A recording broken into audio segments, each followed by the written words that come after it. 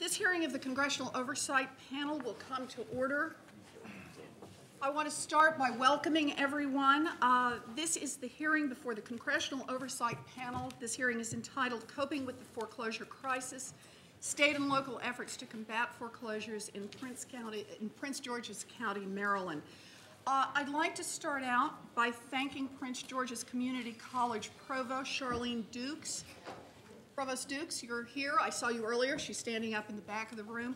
For graciously hosting this hearing. We very much appreciate the cooperation of the college. I also want to thank Congresswoman Donna Edwards, Congressman Chris Van Hollen, who's sitting right down here in front, and Lloyd Baskin of the Prince George's County Department of Housing and Community Development for their participation here today. They will give remarks to us this morning before we hear from our witnesses.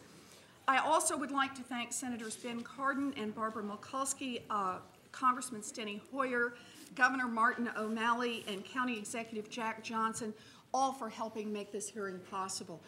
These hearings are very much a joint effort of many hands in order to be able to bring them here. I'm Elizabeth Warren. I'm the chair of the Congressional Oversight Panel. This oversight panel was created as part of the Emergency Economic Stabilization Act in order to oversee TARP and principally to try to stabilize our economy. Our mandate is to assess the effectiveness of foreclosure mitigation efforts. We are in Prince George's County to gain a better understanding of the foreclosure crisis and to learn from your experiences. This is our second field hearing on mortgage and foreclosures. We had a field hearing in December in Clark County, Nevada, another area that has been hard hit by declining home values and an epidemic of foreclosures. Since our first hearing, there is a new leadership. We have an announcement of the Obama Homeowner Affordability and Stabilization Plan to help homeowners at risk of foreclosure get mortgage loan refinancings and modifications. Our report for March will focus on the mortgage crisis, on barriers to loan modifications and refinancing, and on the key characteristics of a successful program. We're here in Prince George's County today because it is the foreclosure capital of the state, and because both the state and the county have been creative and active in searching for means to combat the foreclosure crisis. In preparing to come here, like all good academics, you have to have a little research and understand what the numbers are. It turns out, you may already know these numbers, but they're worth making sure that they're entered in the record, that although income in this area has remained relatively stable since 2000, inflation-adjusted housing prices from 2000 to 2007 increased by 124% in this area. Housing prices more than double. This is a bubble that had to burst. In 2008, Maryland reported 32,338 foreclosure filings. That is a 71% increase from 2007, and more critically, a 945% increase since 2006. Prince George's County had the state's top foreclosure rate, and the crisis seems to be getting worse. Maryland has aggressively confronted this crisis, and this is a large part of what we're here for today, to learn about your experiences through the crisis and to learn about your experiences in how to try to cope with those crises. And third, to learn about where the needs are that the federal government may be able to help with, the extent to which changes in rules as well as financial support may be relevant to trying to solve this problem. So I'm going to skip the rest of my comments and try to save time to hear from you, because I think that's what we're here for, most importantly. But I want to say one other thing about a field hearing. We are here to hear from you, but this is not the only way in which we can hear from you. From the first day that we began our work with in a public way, we set up a website and it's www.cop, that's Congressional Oversight Panel, cop.senate.gov. I think I got that right, cop.senate.gov.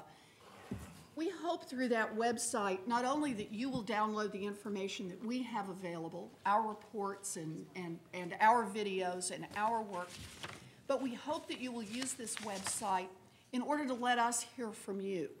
We're here today to do it in person, but we're there all the time on the web. So send us your stories.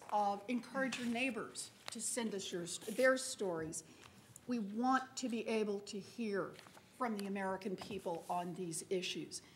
We, in turn, take those stories and make them a part of our work and make sure that others in Washington see them and hear them. So please let this be the start of a two-way street between us. I want to start then by, now that I've made this part clear, I also want to make clear that we have other people available here today. We have housing caseworkers from Congresswoman Edwards and Congressman Van Hollen's offices, as well as representatives of local counseling agencies to help any homeowners who are in need of assistance. So we can use this in a small way, at least as our contribution to trying to solve this problem. I'm joined here by, there will soon be 3 other members of our panel. Right now I have 2 of them in place. Damon Silvers, Associate General Counsel of the AFL, and Richard Neiman, Superintendent of Banks for the State of New York. I now will yield to my colleagues for any opening remarks. Mr. Silvers? Thank you, Madam Chair. Good morning, and thank you to Elizabeth and to the panel staff for putting this very important hearing together. And I also want to express my deep gratitude to the good people of Prince George's Community College for accommodating us, in particular on such short notice. Finally, I would like to acknowledge the presence of my congressman, Chris Van Hollen, and hopefully we will be joined shortly by Congresswoman Donna Edwards, both for their leadership on this and so many other issues, and for taking the time to be with us today. Very grateful. This hearing is about the foreclosure crisis. We are rightfully here, just a few miles from Capitol Hill and K Street, to learn about the details of what is happening in our country's neighborhoods, and to make some simple points. The foreclosure epidemic is not a regional phenomenon. It's not confined to some far distant corner of our country, and it is not under control. And here in Prince George's County, home to the people who make our nation's capital work, the foreclosure epidemic is running wild, accounting for over 1/3 of all foreclosure events in the state of Maryland in the last quarter of 2008. The Congressional Oversight Panel is here today because our job is to ensure that the Emergency Economic Stabilization Act of 2008 achieves its purpose of getting the foreclosure epidemic under control. Our next monthly report will focus on foreclosure mitigation. To do our job, we need to understand what has happened here in Prince George's County, where in the last quarter of 2008 there were over 3,500 foreclosure events, a 30% increase over the third quarter of 2008, and a 45% increase over the same period in 2007. Mass foreclosures were supposed to be the nightmare of our grandparents' youth, a memory out of faded newsreels. The fact that a lender can throw a family out of their home is a necessary part of a system of housing finance, but it is also an act of emotional violence and economic destruction. Foreclosed homes typically yield less than 40 cents on the dollar to lenders, while destabilizing neighborhoods and driving down real estate values. Foreclosure should be the last option after all else has failed. But it is impossible to look at the numbers nationwide, millions of foreclosures, but only thousands of loan modifications, and not conclude that foreclosure is not just the first option lenders and servicers offer to homeowners in trouble. It is effectively the only option. The foreclosure epidemic should teach policymakers something that policy elites are always in danger of forgetting. We are one country and increasingly one world, our fate bound together. The family put on the street here in PG County is not simply a regrettable personal tragedy for that family, It is the beginning of a chain of events that leads to falling property values, collapsed mega banks, trillion-dollar government bailouts, frozen credit markets, 401k meltdowns, political crises in foreign countries, closed factories, and lost jobs from here to China and back. Many people find the financial markets crisis a complete mystery, but really it's very simple. Mortgages on terms families can't afford aren't worth the face value of those mortgages. Banks that hold those mortgages don't have enough real assets to fund their liabilities, and foreclosing on homes makes the problem for both homeowner and bank worse. So in a very real sense, the crisis in our financial system begins here, in the American home and in the suffering of American families. And so this hearing is not just about our foreclosure mandate, but our mandate to understand whether the $700 billion Congress appropriated to address the financial crisis is being used effectively. Foreclosures and sick banks are two sides of the same coin. We have been on a path of denial, the path that assumes that buying time will itself be a solution. We pretend houses are worth more than they ever will be, that families with stagnant incomes will somehow pay exploitative mortgages, that banks that are underwater are actually healthy. This has been the strategy for too long, and we cannot afford to play let's pretend any longer.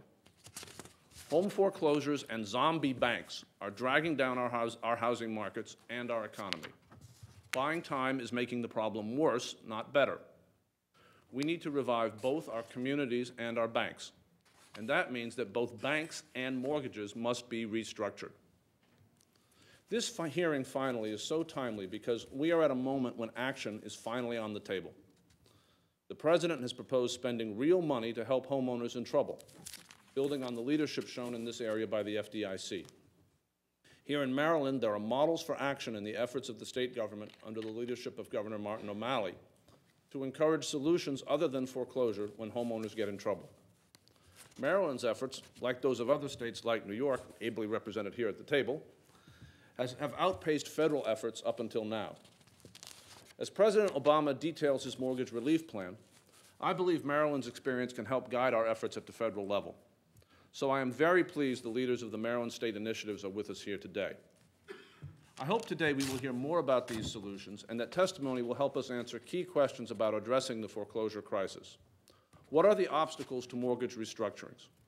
Do we need to encourage principal write-downs, or will interest rate reductions be enough for most homeowners in trouble? What carrots and sticks work to encourage loan restructurings? In particular, what should we ask of recipients of TARP money in this area? Looking at federal, state, and private sector efforts to address foreclosures over the last 2 years, what, if anything, has worked? And finally, and quite importantly, how can government communicate effectively with borrowers who are in trouble and who may not trust what they get in the mail to help those people get help? I look forward to hearing what our distinguished panels of witnesses have to say on all these issues, and thank you. Thank you, Mr. Stevens. Mr. Neiman? Thank you. As our chair pointed out, in my day job, I am superintendent of banks in New York, but I really think that my presence on this committee has probably more to do with the role that I've played in foreclosure prevention and mitigation in the state of New York. I serve as the governor's chair of an interagency task force that we call HALT Abusive Lending Transactions, and it is really addressing the whole compendium, the continuum of the foreclosure crisis, from initiation to foreclosure to the impact that foreclosed properties have on destabilizing neighborhoods.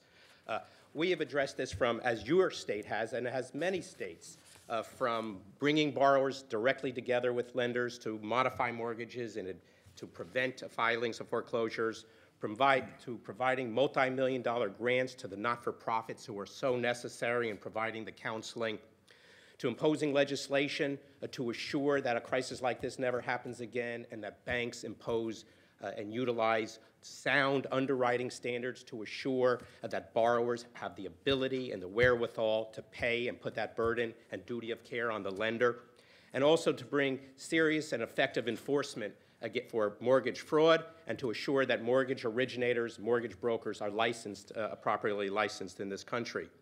But the only way for us to effectively do this is to actually interact with the people who are impacted by this. And that's why for the last 2 years since I've been in this role, I've made it a serious attempt to walk the streets of the communities that are being impacted by foreclosures.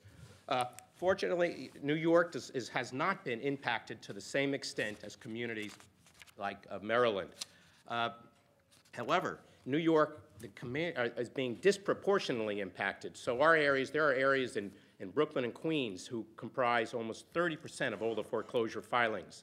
And when you walk those streets of Jamaica, Queens, or Bensonhurst, Brooklyn, or even Buffalo and Rochester, and you see the destabilizing impact that foreclosed properties not only have on the families who were displaced, but on the neighbor, every neighbor of those homes, you see the impact that this is having on our cities, on our counties, on our states, and our federal government, and our economy.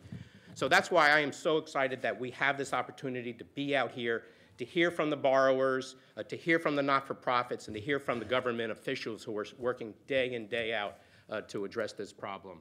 When we hear from you as to what are those impediments, and as Damon and Elizabeth mentioned, our next report will focus on the impediments and the obstacles to bringing about successful mitigation efforts.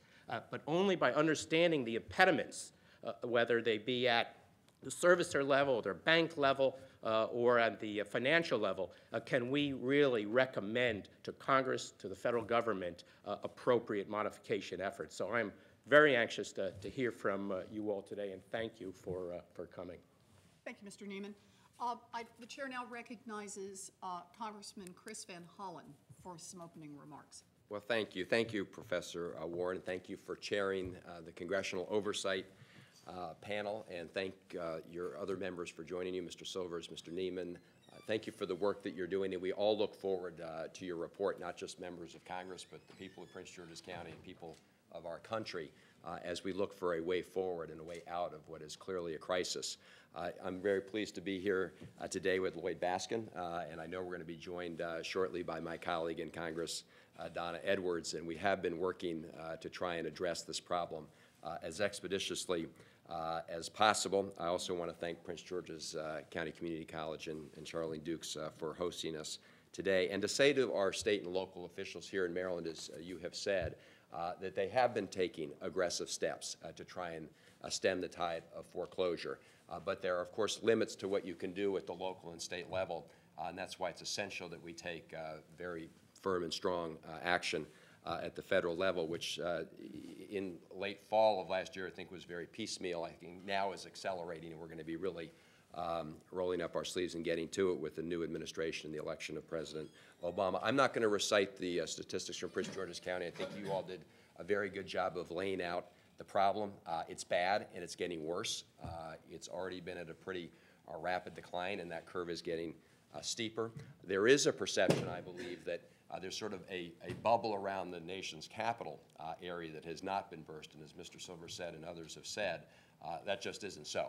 And Prince George's County is a vivid example that right in the backyard of our nation's capital, the foreclosure crisis is here and growing. You're going to hear the testimony from some witnesses later, and I think, as you've said, it's important to get the stories right from the ground. I would like to underscore the point that Mr. Silvers made with respect to the sense that we have gotten in our office with respect to trying to deal with some of the lenders or the servicers.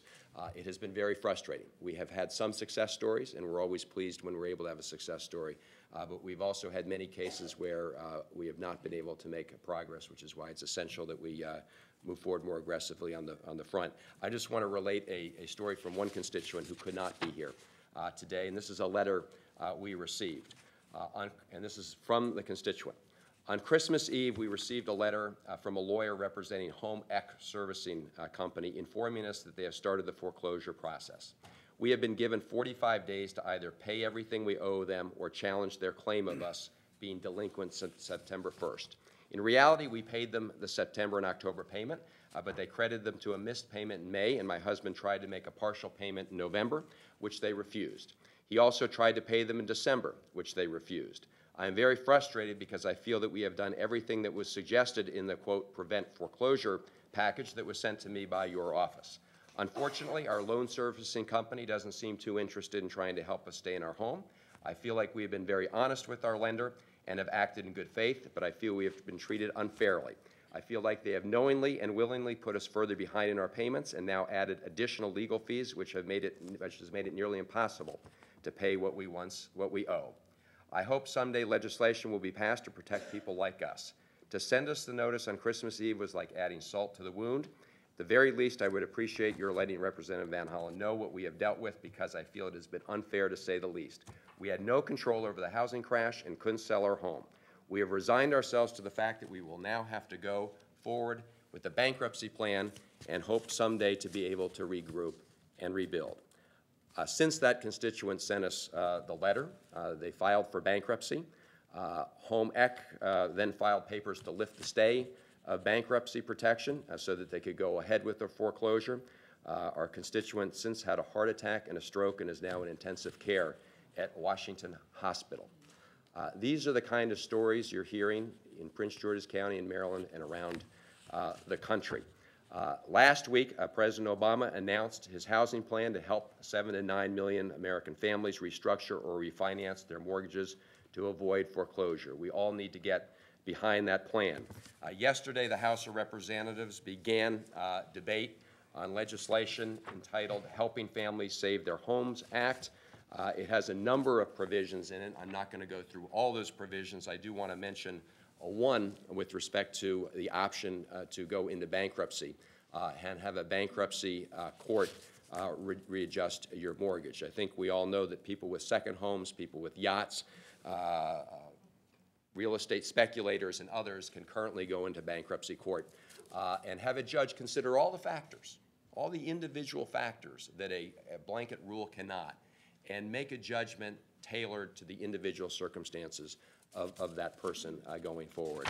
And one of the provisions in the bill the House is taking up will allow people who are currently undergoing foreclosure to seek some relief in bankruptcy. I think it's an important hammer, and it's even effective in the cases where they don't eventually have to go into bankruptcy, because it provides a much greater incentive to lenders to negotiate and renegotiate these arrangements. Hopefully, the more aggressive approach that's being taken now will make a real difference in people's lives. As I said, we get lots of constituent cases. We try and deal with them one-on-one. Sometimes we're successful. Sometimes, very unfortunately, we're not, which is why we need to supplement the efforts at the local and state level by dramatic federal action. I really thank you again for the work that you're doing, and we look forward to your report as a way forward in getting us out of this crisis, so we don't have to hear the kind of stories I just related to you. Thank you very much for being here. Congressman Van Hollen, Chris, thank you very much for coming here today, and thank you for participating in this hearing, but thank you for the work that you're doing in Washington, and particularly on the very important bill yesterday. Thank you very much. We hope to get it done next week.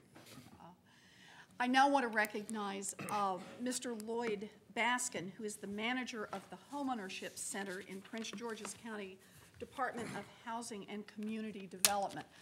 Welcome, Mr. Baskin, and would you make your opening statement, please? Well, thank you, Madam Chair. Good morning, Madam Chair Elizabeth Warren, members of the panel, Mr. Damon Silvers, Mr. Richard Neiman, and Chris Van Hollen. I am Lloyd Baskin, and I manage the Homeownership Center for Prince George's County. Thank you for inviting me to talk about foreclosure and its effects on homeowners who tried to refinance or obtain loan modifications. It's really a struggle for folks to have to go through.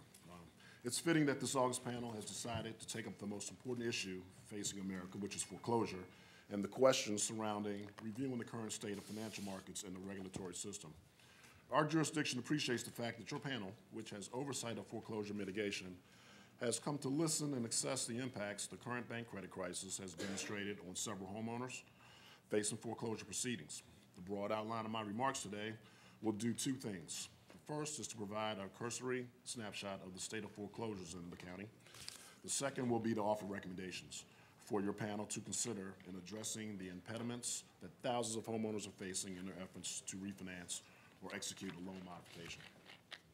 We'll start with the subprime mortgage market experienced tremendous growth between 2001 and 2006. The county believes that this was facilitated by the development of private label mortgage-backed securities. Investors in search of higher yields kept increasing their demands for these private label mortgage-backed securities, which also led to sharp increases in the subprime share of the mortgage market. It went up from 8% in 2001 to 20% in 2006. And in the securitized share of the subprime mortgage market, which increased from 54% in 2001 to 75% in 2006. In Prince George's County, our experience shows that as the subprime market grew dramatically, mortgage loan underwriting standards deteriorated just as dramatically. Rapid appreciation of housing prices hid the true riskiness of these subprime loans. And when housing prices stopped climbing, the risk in the market was apparent. We now know that the subprime market experienced a classic lending boom-bust scenario with rapid market growth, loosening underwriting standards, and deteriorating loan performance, which decreased risk premiums. In addition to rising default and foreclosure rates throughout Maryland, the Homeownership Preservation Task Force was established to develop an action plan to address escalating foreclosure rates and identify effective ways to preserve homeownership. The task force examined the capacity of the housing counseling agencies to address foreclosure prevention. The homeownership coalitions in Prince George's County and in Baltimore recommended that homeowners be provided with financial literacy information about the importance of their credit and understanding the loan terms in order to make good choices in their mortgage products. In Prince George's County, this took the form of group financial literacy education and one-on-one counseling for those who've missed one or more mortgage payments. Under a Shadow, which is a weekly series of foreclosure prevention workshops that are put on by the Prince George's County Coalition, are held every Thursday at various locations throughout the state.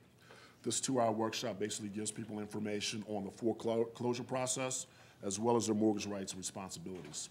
Participants are taught to order a credit report, develop a budget, and complete a hardship letter that describe what caused the delinquency and what they're prepared to do to resolve it.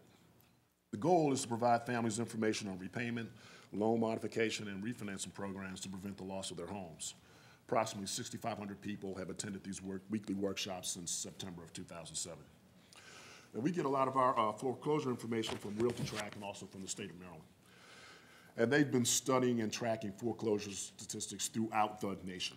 And Realty Track reported that 10,030 property foreclosure filing events were filed during the fourth quarter in Maryland. Now let me describe what a foreclosure event is. A foreclosure event is a notice of sale, a notice of default, or an actual purchase of a foreclosed home. Now in Prince George's County, we're accounting for about 36% of those in the state of Maryland, or 3,621 notices of default. Notices of sale, about 570 in the fourth quarter, and purchases were 592. So a lot of folks are in trouble. Now, the state of Maryland has also gone out and identified hotspot communities where foreclosure has impacted those communities greater than the state average. And in our area, 3 areas that are very hard hit are Fort Washington, Upper Marlboro, and Capitol Heights. Now, you may ask, what is the county doing? Well, the county is focusing our efforts on sustaining homeownership through financial literacy education, community outreach, and one-on-one counseling.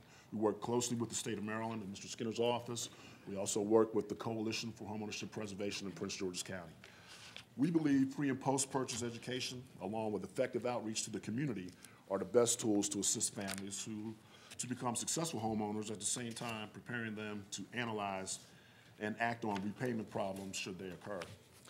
Financial assistance is available through the Bridge to Hope program, which is called Help for Prince George's Families in Danger of Losing Their Homes. This program provides temporary relief to county homeowners facing foreclosure difficulty caused by an adjustable rate or a subprime mortgage. Eligible homeowners are able to borrow up to $15,000, payable as a zero-interest 0% deferred loan to be repaid when the house is sold, refinanced, or the title is transferred. The borrowers can use these funds to bring their mortgage current in order to qualify for a fixed-rate CDA loan or an FHA loan product. You must contact a nonprofit housing counseling agency in order to get this assistance. If you need more information on it, you can call 1-877-462-7555. That's the state's line. Or you can go to the web, www.mdhope.org.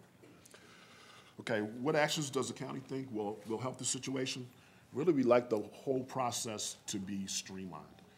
The problem right now is many folks are asked to call their lender. So when they call their lender, they're met with someone in the collections department who takes them through a whole series of questions and answers to trying to gain information. The banks, on the other hand, say they have to take a long time to hire someone and train them so that they can handle that information. So what you have is people rushing to the nonprofit counseling agencies. There's long lines there for assistance. And then when they get their information together, they have to contact the bank, and then there's more long lines for assistance. Many of the people in the banking community are telling these borrowers, we can't do anything for you until you are at least 90 days behind. Well, by the time most folks are 90 days behind, their time to do anything is really reduced. So they don't have much of a choice. So we'd asking for this process to be streamlined. Now, we would suggest that the homeowner counseling agencies themselves be given these funds, something like what HUD does with their Supernova program. Just let the counseling agencies apply directly to HUD or the FDIC or another entity, and then the counseling agencies can provide these funds to homeowners in an emergency basis. We think that would help. We think that would help tremendously. Also, we'd like more options for the homeowners. We have the Bridge to Hope. We have FHA Secure. We have Help for Homeowners. There's many different programs, but all of them have various rules. If we could streamline that whole process, make one standard process for the counseling agencies to go through, for the borrowers to go through, we think it would help people tremendously. Finally, we'd like the banks to follow the IndyMac federal bank loan modification model proposed by Sheila Barr from the FDIC.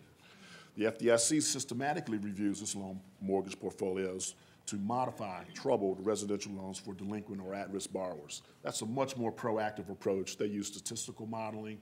They go out and look at their loans, and then they send a letter where it makes sense to those borrowers that are at risk or in trouble. With that kind of process, that can be done with little or no cost. That can be done without training a lot of people on the bank side. That can be done without all these long lines and this long wait for assistance that most counseling agencies and homeowners are going through. Finally, the FDIC expects that future defaults will be reduced, the value of the mortgages will improve, and servicing costs will be cut. This streamlined process has the greatest potential to assist the most people in the shortest amount of time. At the same time, many troubled borrowers will remain in their homes. I look forward to your panel's report after today's testimony. Thank you again for the invitation to appear today. I hope my testimony has been useful, and I'll be happy to address any questions. Thank you, Mr. Baskin. Appreciate it. And I want to welcome Representative Donna Edwards here. Congresswoman Edwards, I've followed your career for some time, and particularly in your ability to link up the issues in bankruptcy law and what's happened in the housing crisis very early on. And so I want to welcome you here today and invite you to make some opening remarks. Thank you, Madam Chairwoman. Of course, I've followed you too. And let me just say this. First of all, welcome to Prince George's County, but to the 4th Congressional District in Maryland. I appreciate that you're here because here in Prince George's County, we really are at the center of the storm in our state. I live in Fort Washington, Maryland. And as you've already heard from earlier testimony, it is one of the jurisdictions in Prince George's County that is more severely hit than almost any place else in the state. 3 years ago, I drove both through my neighborhood and my community, and I actually began to see at that point what was happening. It was slow at first, and now it's a cascade. In my own neighborhood in Fort Washington, just driving through my small neighborhood, I would estimate that about 10% of the homes in that small neighborhood are in some state of foreclosure. And the impact is really devastating on communities like mine and across the state. In our office in the 4th District, we've actually held in the last couple of months 2 foreclosure mitigation forums where we've brought together legal services providers, home counselors, our state and county agencies, and our utilities, which I think is another sort of small piece of the pie in terms of what homeowners need at a time to try to mitigate their problems. It's not enough. The programs that are in existence actually are geared toward people who are already in a state of trouble and not looking ahead. And while even in this county, the crisis may have begun with subprime loans, some of them that were made to people who could have had prime loans and long-term fixed rate loans. The other products that were out on the market. But now it's hitting in a different way because there are folks who are stretched because their hours have been cut back or they've lost a job. And so we have a cascading problem here in this congressional district, I think, and around the country. And I think that, you know, for some time I had called for the Troubled Asset Relief Program funds to be used to mitigate foreclosures. And we didn't do that with the first tranche of money, quite frankly. And now I think that we're in a different place. I'm looking forward to hearing more about President Obama's plan and the Treasury's plan to use about $75 billion of the other $350 billion to try to mitigate foreclosures.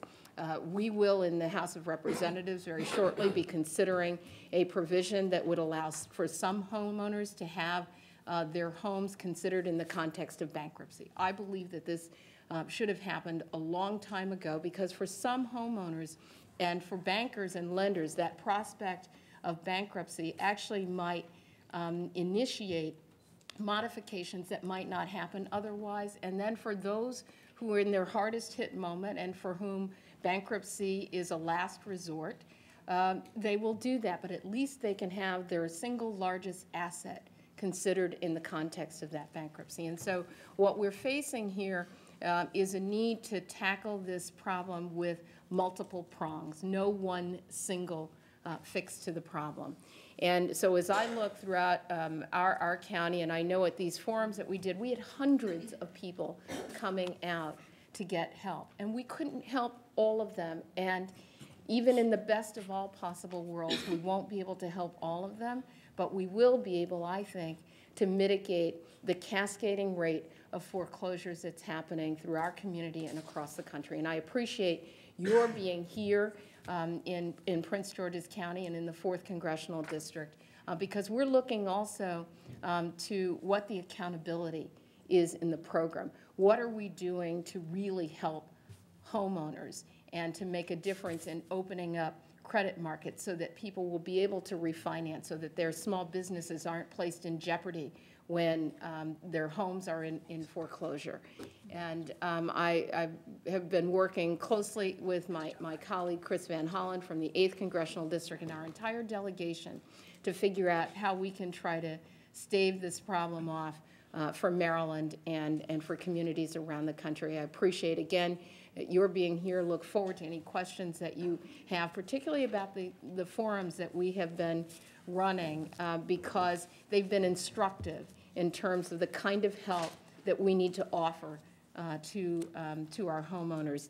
And I will await hearing from my colleague, Chris Van Hollen. And again, thank you very much for being here in Prince George's County. Thank you. Thank you, Congresswoman. Thank you, Congressman. Thank you, Mr. Baskin, for being with us. I also want to note, thank you, Senator Sununu has now joined us. We will today have 2 panels. We're going to have a panel first of homeowners from Prince George's County who have faced or are facing the threat of foreclosure. And then second, we will have a panel of those who are working in the foreclosure mitigation efforts, both to hear about the creative and successful efforts that are occurring, but also to hear where the impediments are, where the problems are, and where we need greater assistance and can make some changes. So with that, I say thank you very much, and I ask for the first panel to come up. Thank you. Thank you. Thank you.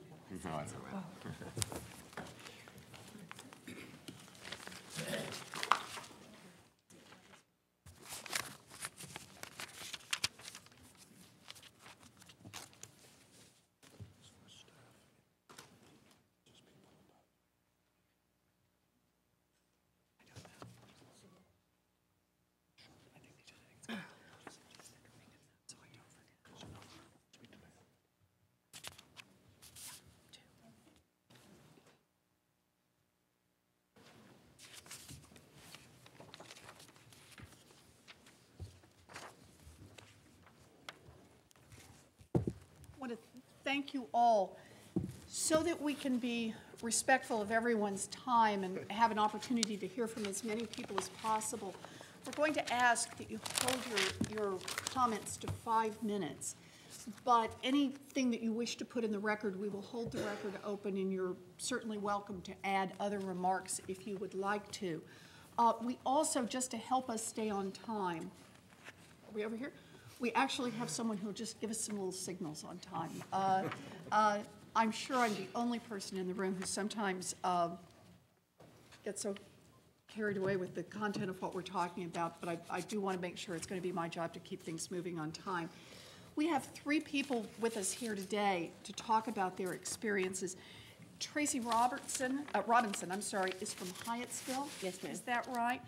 Mr. Mitchell, John Mitchell is from Forestville. Yes, ma'am. And we have Teresa Smith from Palmer Park. Is that right? So if you would, I'd just like to hear from each of you for up to 5 minutes, if we could. Ms. Robinson? Good morning. My husband and I had been in foreclosure for 2 years, and we recently have gotten our modification from our lender, Chase Bank. And that would not have happened without Ann Humphreys from Congressman Chris Van Hollen's office.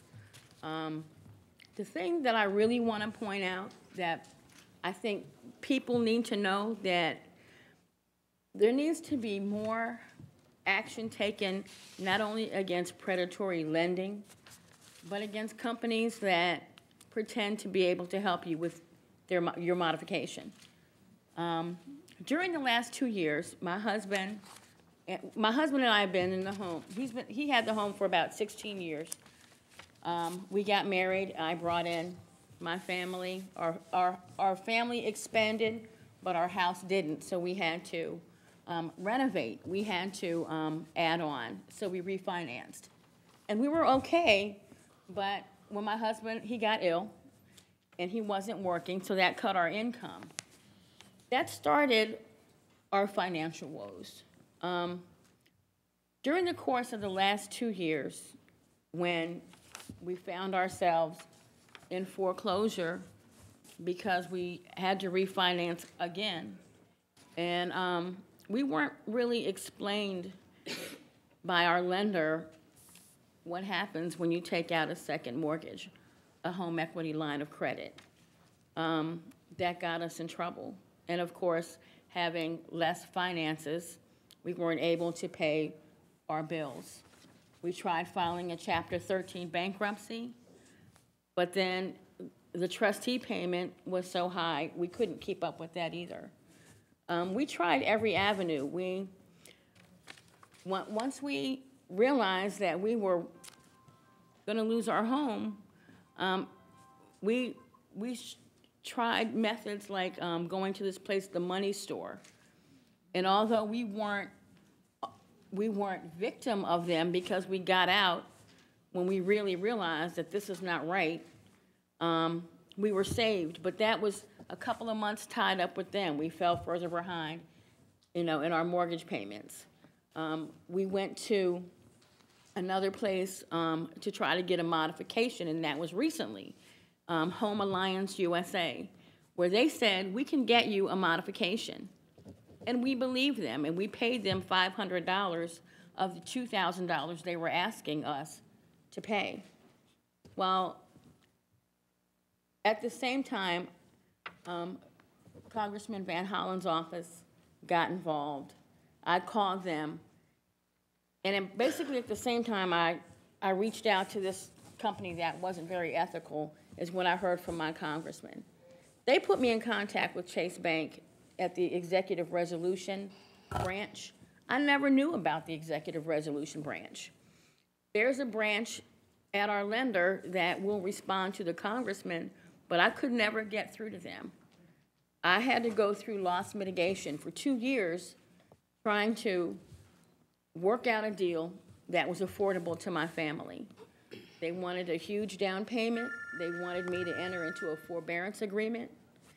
And I couldn't. I did not have $7,500 or $8,000 to pay them on a forbearance agreement. But I could pay my mortgage.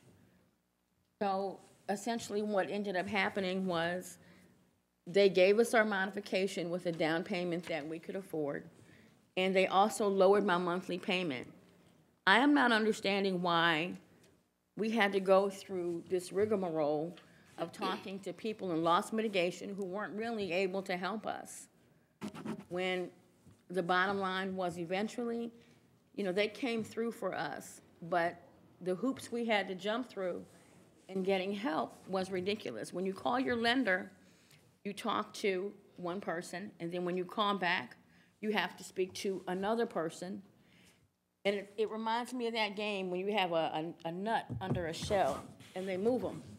And you never know who you're gonna talk to. You never know what's gonna be under that shell, if you're gonna get somebody or you're not gonna get somebody.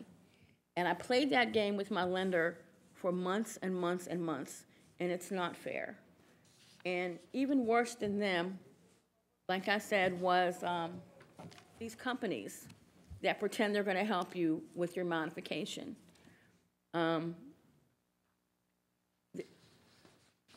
They need to be shut down. Thank you. Thank you. Thank you. We appreciate it, Ms. Robeson. Mr. Mitchell?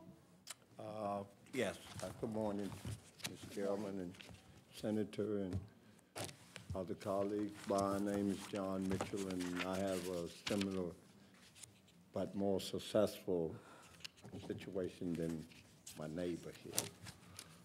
Mine started back in 2005. I got married in, my wife gonna kill me, 1996. And actually, the home we had wasn't big enough for the family. So I fell behind in my taxes and things, and I said, well, what I'll do is have the house refinanced to pay the taxes and redo the home. Well, that part was fine. And I talked to mortgage brokers everywhere. And they were saying that we couldn't get a refinancing because of my wife's credit. This was in 2005. So I kept going, and one day a mortgage company called Oakcrest called me, and the mortgage lender then was, I think his name was Tally. And we went back and forth, and he assured me that he could save my house from bankruptcy or foreclosure and all that, and he could get me a loan. So naturally, as most Americans do, you got somebody that can help you, you go along with him. And at that time, I was paying like $1,100 a month, which I could handle. When he got through, I don't know where the money went or where the money came from or how it did, my mortgage loan, it went up to $2,104. And I told him point blank, there's no way I can afford this. Come on, I can't afford it. From $1,100, you done double my mortgage payment. How in the world I'm gonna do this, and where's the money? He says, well, what we're gonna do is pay your back taxes off and this to save your home and this, and I didn't get any money. So then it went on and on and on, and I was struggling to make the $2,104, which was almost impossible. So in 2007, I met another mortgage person, and he said that he could lower my mortgage payments and he could stop the foreclosure on the house and all of this. So, and I said, well, what do I have to do? He said, well, how much can you afford to pay? I said, well, you the mortgage man. I would like to pay my $1,100 I was paying before. He says, well, no, we can't do that. He said, but if you can give me $1,345 a month, I can save your house. So we went, and I was paying him $1,345 a month for 2006, 2007, because I got sick in 2007. And I was making these payments dearly. Come to find out, there was a foreclosure on my home that I didn't know anything about. And he was handling all the paperwork because he told me that if anyone asked, refer them to him, which I did. If any mortgage people called, refer them to him, and he would take care of all of the things as long as I paid my mortgage. So I did. And I thought I was going along good. I got sick, and I had to have a heart operation, and I was in the hospital for 6 weeks one time, and I was in the hospital another time. My wife had a heart attack. I mean, we had all kind of medical bills coming in, but in some kind of way, I kept paying him the $13.45. One day in 2008, I'll never forget that as long as I live, my wife called me, and she says, Mitch, the sheriff's department is here. The sheriff's department there for what? They say they come to set us out. I said, no way. Put the guy on the phone. So the sergeant got on the phone and he said, Mr. Mitchell, why are you still there? I said, because I live there. He says, well, I have the eviction notice to set you out today. But there was a postponement because he got there 2 hours after the men that come there put your stuff on the street.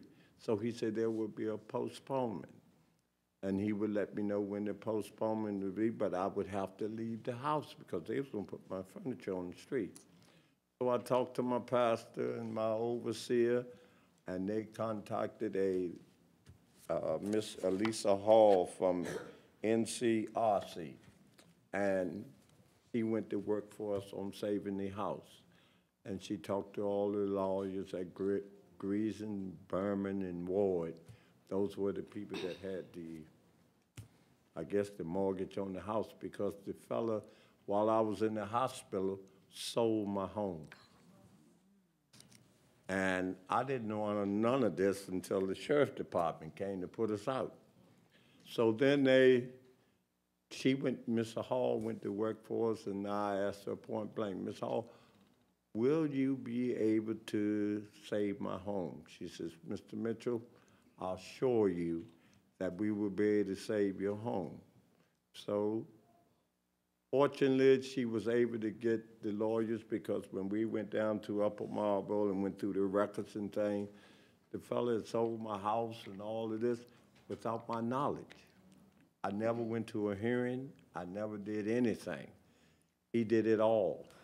So then, I guess the lawyers felt guilty or whatever, and they made an agreement through NCRC with me that if I could make 6 payments of $1,400 a month, and which will be the 15th of May, that then we would sit down and the house would be deeded back to me at a interest rate of 3.9. So come May 15th, hopefully, the house will be mine because I can make $1,400 a month. So that's the success story of mine. I'd just like to catch up with the villain that jammed me, though. Thank you, Mr. Mitchell, for sharing your story. We really appreciate it. Ms. Smith? My name is Teresa Smith. I work at PG College on weekends, and I work for public school Monday through Friday. And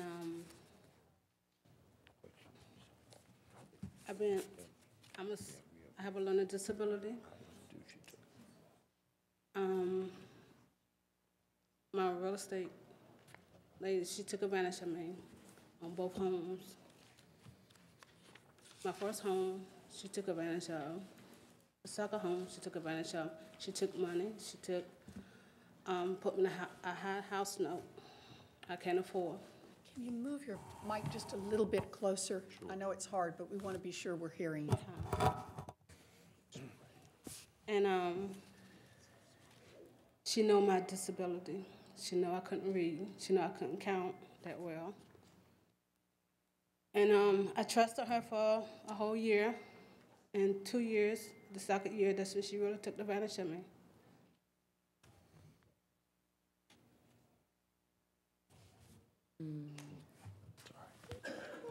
Madam Chair, my name is I'm Attorney John Harrison. I represent Teresa Smith.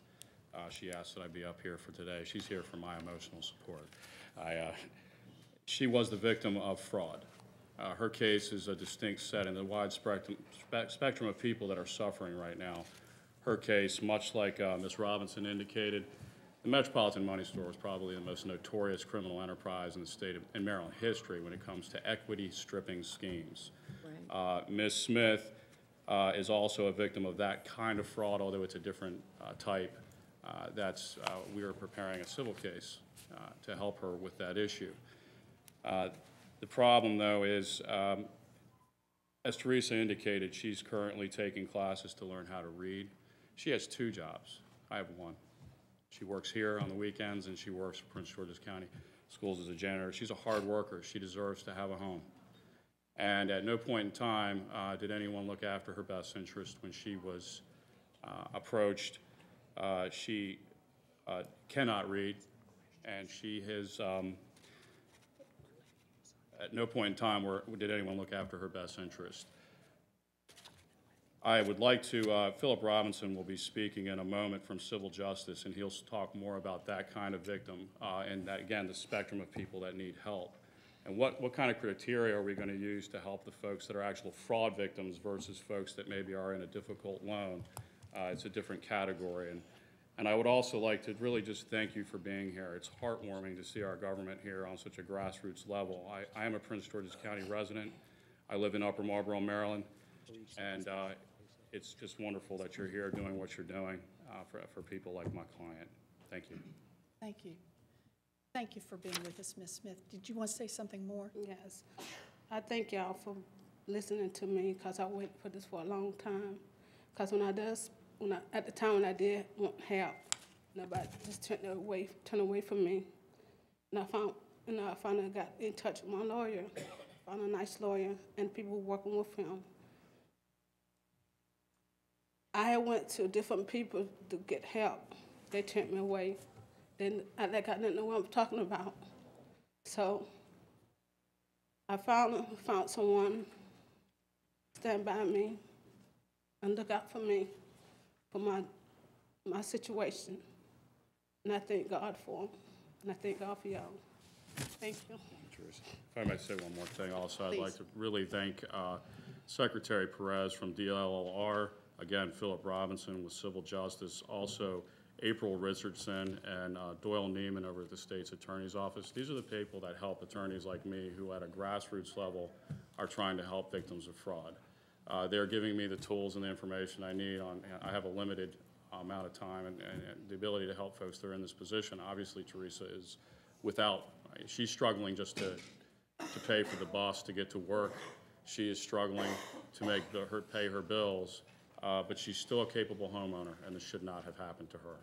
I would like to say this. When I walk out my house, I'm afraid somebody's going to come up there and put me out. When I come at home at night, I'm afraid there's a lock on my door, I can't get in. And I thank God for looking out for me right now, because I may be happy on the outside, but inside I'm torn up. And I just need help. And I don't want to lose my home because I came a long ways where I'm at today. Thank you. Thank you. This is why we are here. And I am grateful to all of you for coming and sharing these stories with us. Do we have questions? Can we excuse this panel? Did you have a question? I just wanted to make Mr. Neiman? one comment, and really not a question, but again, thanking you for sharing your personal experiences, as difficult as they are. But what I think they all have done, what you all have contributed here, is so significant because all of you have highlighted, I think, all of the significant issues that have to be addressed at the national level. You highlighted that voluntary efforts by lenders and servicers are not working. You highlighted that disclosure when you opened up your mortgages is insufficient. Nobody can understand the disclosures that are presented to you. You highlighted the abusive practices of the mortgage brokers. You particularly, and I appreciate Ms. Robinson highlighting these foreclosure rescue scams. I think that is the worst result of this, because now you have people who are capitalizing on the misery of individuals. You've highlighted that why should you have to rely on a congressman or another executive to get what you really deserve in loan modifications. So I think you highlighted and you provided as critical a basis for this hearing than we could have asked for. So I thank you all very, very much. Thank you. Thank you. And Mr. Silvers, any comments? Thank you, Mr. Neiman. Well, like my colleagues, I want to express my gratitude to each of you for coming here today. It is difficult, and I know it's difficult, to come out in public here with the TV cameras and discuss these matters. And so I just want to express my gratitude and my appreciation for your courage and what you have done. I have a question for you all, if you wish to say anything more. I think you know that part of our responsibility is to look at whether our government, your and my government, is doing everything we can to put an end to the foreclosure crisis and to see that people such as yourselves are treated fairly. And part of what we're supposed to do, that's part of it, and a second part of what we are supposed to do is to oversee and look into what all of our taxpayer dollars are doing when they are provided to banks and financial services companies in order to try to repair the crisis in our economy. Some people have pointed out that there's a connection between mortgages and what's gone wrong with mortgages and banks. I'm curious if you have any thoughts based on your experiences with your lenders as to what your government ought to ask of the financial institutions in the mortgage markets. Do you have any, and in particular, if you could think of anything that would have been helpful as you were dealing with going through these experiences, being tied up all this time as you described it, anything that you think would be helpful, would have been helpful to you, or would be helpful to your neighbors in similar situation. Any tools, any kind of, anything your government might be able to do to make the process of keeping folks in their homes quicker and easier. As I mentioned, Robinson? yes, ma'am, we had, refinanced our home twice. And I will be the first to admit that we did not exercise probably great judgment in some of the financial decisions that we made. It is not all the fault of our lender. We probably would have fared better had my husband not gotten ill. Life happens. But one of the things that I found to be almost bizarre was that when we were called by the company that gave us our second mortgage, we never had to go into their office. We never had to make appearances. We didn't know really who they were. Everything was done via telephone and fax machine. They made it very, very, very easy for us to take that great big old piece of pie because we had a need. I mean, we had a need and they had an offer. And that whole dealing, it didn't seem right. And I had that feeling that it didn't seem right, but I wanted to stay in my home. I needed their money. I feel as though if they had been made to be more accountable, more reputable, it probably would have made it a little more difficult for us to get that loan, but in the long run, I wish we didn't ever refinance. We could have probably made it out a better way. We took the easy route, and they made it really, really easy for us because you can get a lot done on a telephone and a fax machine without ever having to really appear before somebody or meet somebody. It wasn't done locally. Any other comments? Yes. Mr. Mitchell? I have the same opinion as she does, because when I refinanced, it was the same way. I talked to someone way in Indiana. Right. I never seen them. I never visited there. It was all done by fax machines and telephones. Even when they paid my taxes, instead of the money coming to me, it went to the PG County. They paid the taxes. I got an invoice saying that it was paid and all of this. But it wasn't like when I first bought the home. I first bought the home from Virginia Mortgage, and it was someone came to my home, sat down, talked to me. I could ask questions back and forth. But when they did it, somewhere $35,000 got lost. I don't know if it went in the agent's pocket or whoever, but it never got to me. And I said, you know, I think I've been scammed.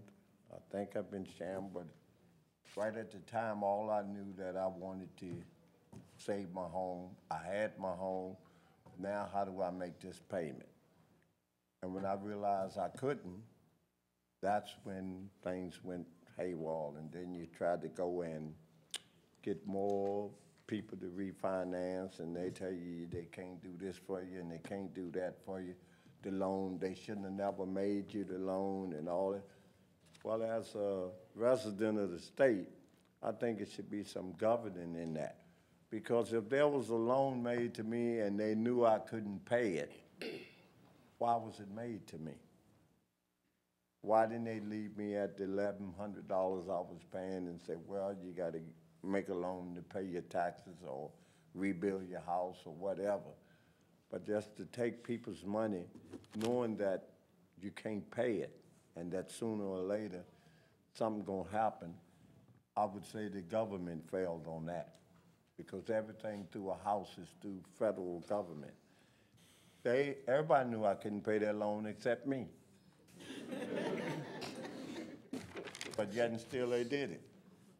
And 2 years later, I'm in hop, because now I'm in the hospital, and then someone can take my home and just sell it. And how we find out is when the sheriff department come to your house to tell you you gotta go. Now there's a big problem. And that's when good people go bad. Thank you, That's Mr. all I Mitchell. have to say. Thank you. Thank you. More? Teresa? That's fine. Senator Sununu? Thank you. Thank you all for being here. I want to encourage you all to provide us with as much information as you possibly can about your experiences. What you've shared with us today is extremely helpful. But you may have additional information that obviously doesn't fit in the 5 minutes. You may leave here. You may think of something else that you wanted to add. It's extremely helpful to provide that information, because we're responsible, as our name implies, the oversight panel, for looking at how this $700 billion now that's been allocated for the TARP is used. And our president has just announced a new initiative using some of those TARP funds to help with mortgage modifications and foreclosures. And so what we want to do is look at what has been proposed and try to determine whether it would have helped in your situation, and therefore will help people just like you in the future. So any information you can provide for us will help us to do our job in looking at all the new initiatives that the administration has put forward to try to deal with these, and then make an assessment of whether or not we think those ideas can be improved even further to make them more effective, and ultimately to make sure that the taxpayer funds that are being spent here really do what we all hope they'll do, and that's deal with this housing and foreclosure crisis and the bigger credit crisis that it's caused. So thank you.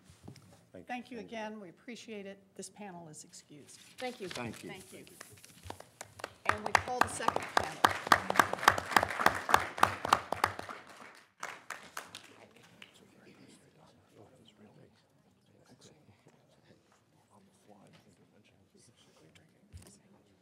Secretary Skinner.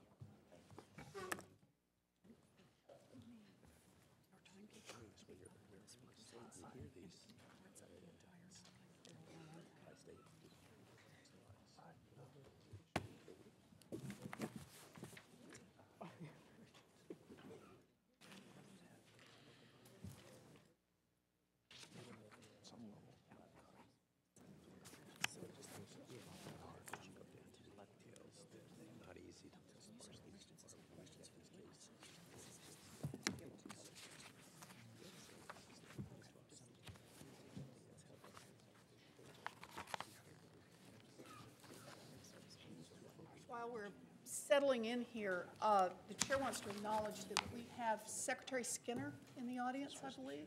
Secretary Skinner, thank you for being with us.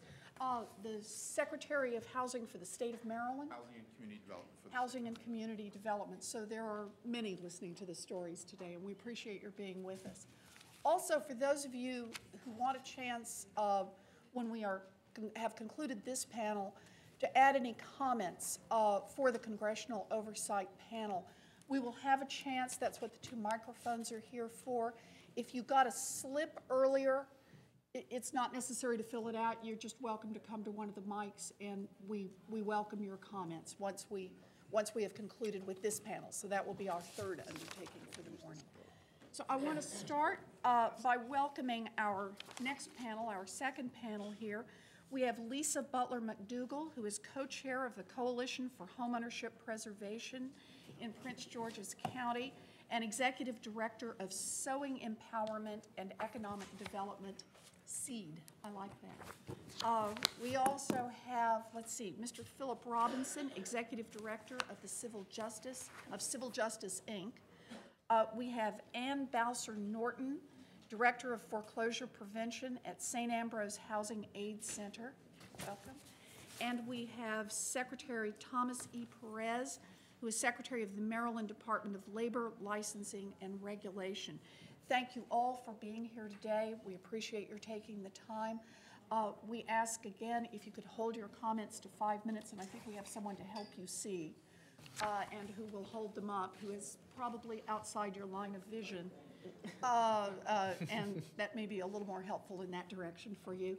But if we can hold our comments to 5 minutes, but the record will remain open, your written statement will be included in the record entirely.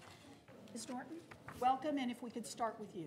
Yes, thank you. Thank you, Chairperson Warren. Thank you, Senator Sununu, Mr. Silvers, and Mr. Neiman for the opportunity to testify today.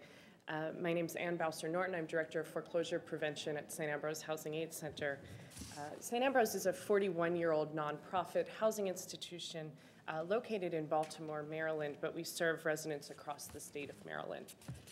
Prior to joining St. Ambrose, my background was as general counsel for a mortgage lender that was based in Baltimore, but with offices around the country. I came to St. Ambrose in 2007 to run the Foreclosure Prevention Division, and the division combines direct legal representation as well as housing counseling services for homeowners that are facing foreclosure. We work with about 3,000 families each year that are facing foreclosure, and they're in all stages of foreclosure from every corner of the state of Maryland.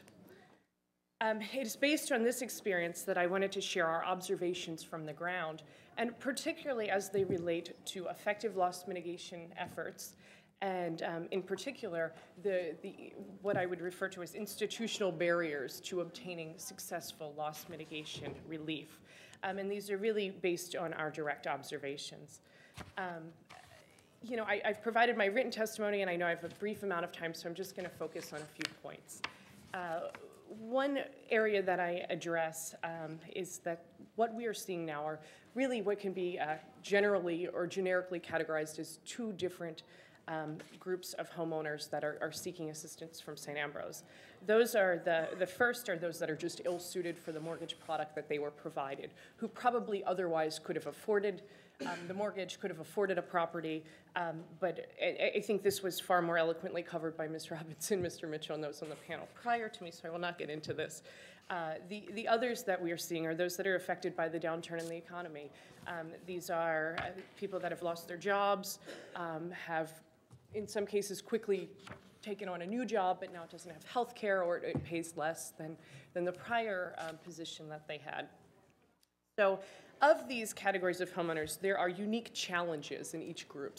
They're complicated by fraud, complicated by geographic variables. And in my written testimony, I break these down into really 6 areas that we have seen as barriers to obtaining sustainable loss mitigation.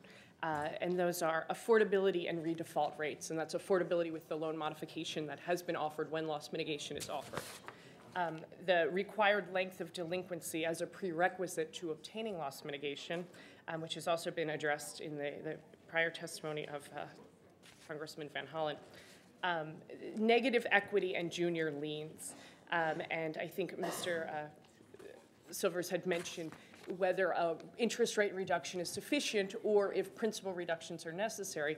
And particularly when you look at an area like Prince George's County, the interest rate reduction alone is not making this an affordable or long-term sustainable loan modification without also reducing principal. The other areas are capacity from the loan servicer as well as for the nonprofit housing counseling agencies, access to credit in retail markets, and this is something that hasn't been addressed, as well as just the barriers when dealing with loans that have been securitized. In examining these barriers, the two areas I just want to quickly address are capacity and access to credit. The others I cover in more detail in my written testimony. And as far as capacity is concerned, the capacity of the mortgage loan servicers, we face two barriers in this. Either they don't have enough staff or they've so quickly and artificially ramped up staff that they have multiple data procedures, data collection procedures, contradictory points of entry, and procedures for processing requests. So although they provide a single point of entry for loan counselors, when you submit documents, they're typically lost, misplaced, or the knee-jerk reaction of sending out these mass or blind mailings for loan modification offers to homeowners that default, which are not based on affordability, they're not based on income, they're offers that are blanketed offers in which the homeowner either accepts or rejects. And when addressing capacity, obviously we have to look at the capacity of housing counseling agencies, which is a concern, which I cover in more detail in my written testimony. The one point I just want to quickly make is that I'm not sure will be covered in any other testimony today, is about the access to credit in the retail markets. And this has become an increasing problem for those homeowners who are current, not necessarily an imminent risk of default, but would benefit from a reduced interest rate, through a sound, responsible refinance product. And when products are announced through Fannie Mae, Freddie Mac, or even FHA, what we're seeing is, this infusion of capital or the innovative products that are being announced do not trickle down to the retail markets. There are restrictions on credit that's available for even those who are sound credit candidates that have decent, very good credit histories, requiring considerable down payments, and just on the retail side, the warehouse lines of credit that fund these loans are prohibiting a lot of the loans that would otherwise fit Fannie Mae or Freddie Mac guidelines to be held on the lines of credit. I see that I'm out of time, and I can cover this in more detail, and I mention it in more detail in my statement, and I know it's more complicated than, I could be here all day, I think, on this topic alone. But I want to thank you again for your time. I do want to again stress that what we have seen are the voluntary efforts to provide sustainable loss mitigation are not working. More, as you referred to as the carrots and sticks, are certainly necessary, including our recommendation that the bankruptcy code must be amended to permit cram down for primary residents in bankruptcy. So thank you, and I apologize for this abbreviated summary. Thank you. Thank you, Ms. Norton, but your remarks are here. I was able to read them last night, and they will be made part of the public record. Thank you. So thank you very much. Ms. McDougall? Good morning. I want to echo all the sentiments and... Could you pull the mic a little closer so that everyone can hear you? Better? I think that's better. Okay. I hope so. I want to echo the sentiments of everyone that's gone before me and welcoming you to Prince George's County and thanking you for taking the time and coming down. Good morning. My name is Lisa Butler McDougall. I'm the Executive Director of Sewing Empowerment and Economic Development, also known as SEED. I'm also here today representing as the co-chair of the Coalition for Homeownership Preservation in Prince George's County. In the spring of 2007, the coalition was formed by the public and private sector leaders to address the high number of foreclosures occurring in the county. The goal of the coalition is to strengthen homeowner assets and neighborhood stability by helping troubled borrowers and by increasing homeownership success. The coalition mission is to preserve and strengthen homeownership by increasing education and other resources that foster good consumer borrowing choices while also working to eliminate foreclosures and abusive real estate practices in Prince George's County. One way the coalition is working to educate homeowners is through the creation of the Under the Shadow workshop that Lloyd mentioned earlier. The workshop does travel throughout the county. It's held every week through the 10 or more counseling agencies, most of the HUD-approved counseling agencies. It's also offered in English and in Spanish. The goal is to inform clients who are unaware about their mortgage situation. We have people who come to the workshop who are not behind, who have what I call a kind of they're financial hypochondriacs. They're hearing that there's a foreclosure crisis, and I want to be a part of it too. And then there are others who are very seriously behind and may have a stack of unopened letters. And we use this as a way of determining exactly how serious an individual is when we bring them in for counseling.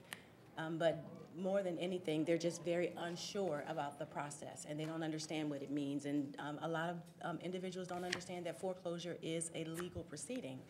They look at it in some ways of the same kind of repossession when you don't pay your car, and you have to park it around the corner to hide it from the snatch man, and this is a little bit different.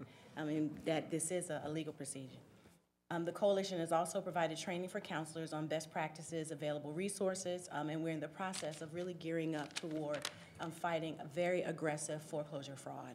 We have just another counselor, when we were preparing to come in here today, handed me a very thick envelope just of all the different types of solicitations that look like government solicitations that will say that they are from HUD, that will tell you all you have to do is sign on the line to get your $8,000 piece of the stimulus. I didn't know that. I knew about the $8,000 tax credit for first-time home buyers, but I didn't know that if I just signed this paper that I would get $8,000 and give you my house. So it just doesn't seem like it balances. There are nearly 10 HUD-approved housing counseling agencies who are members of the coalition. Most of us are averaging anywhere between 5 to 10 calls a day from individuals who are and families who dream of of homeownership is really turning into a nightmare. We immediately assess their circumstance, prepare authorization work so that we can begin talking with the lender on their behalf, and really looking at their financial situation and preparing budgeting and really helping clients to understand that not everyone is going to retain their home. Not everyone should retain their home, and really helping us, the individuals, be very realistic, especially if they've had the kind of life circumstance that would prevent that from happening. Once the proposal is submitted to the servicer, it can take somewhere between 3 to 5 months before a decision is even reached, and even possible that in some cases we're finding where new loan terms are only given for 5 years, and in a lot of cases loan modifications are given to individuals that they still cannot afford, and they're feeling very pressured to take them. We've also heard of instances where a lender has declined a modification request from a client while working with a counselor, but then would turn around and send paperwork with a different type of modification to the individual at home, circumventing the counselor and the best advice that we would be able to provide to the homeowner. And those type of tactics, we believe, really have to stop. In another instance, a lender was initially willing to accept a short sale, but declined the contract because the cost of the contract was $8,000 less than what they wanted for the home. But then the home went into foreclosure, and they ended up putting it on the market and selling it for $114,000 less than what they actually. So they could have just taken the contract from the borrower, who would have walked away and been able to restore their financial future. And I have the names. The first one I mentioned was Countrywide. The second one was American Servicing Company. Technology is also a huge obstacle. You can imagine, as we're pulling individuals, a lot of their financial information, hardship letters, we can have a packet for someone that could be anywhere between 40 pages, and we're being told to fax those things. When we fax them, we're told by other lenders that they're just not equipped to handle it. Wells Fargo and JP Morgan Chase at a foreclosure summit that Fannie Mae had said that they were just not prepared for the onslaught, and we were told by another servicer that in a lot of times when we fax the cases in, that they just sit on the table. If we don't call, they don't do anything with them.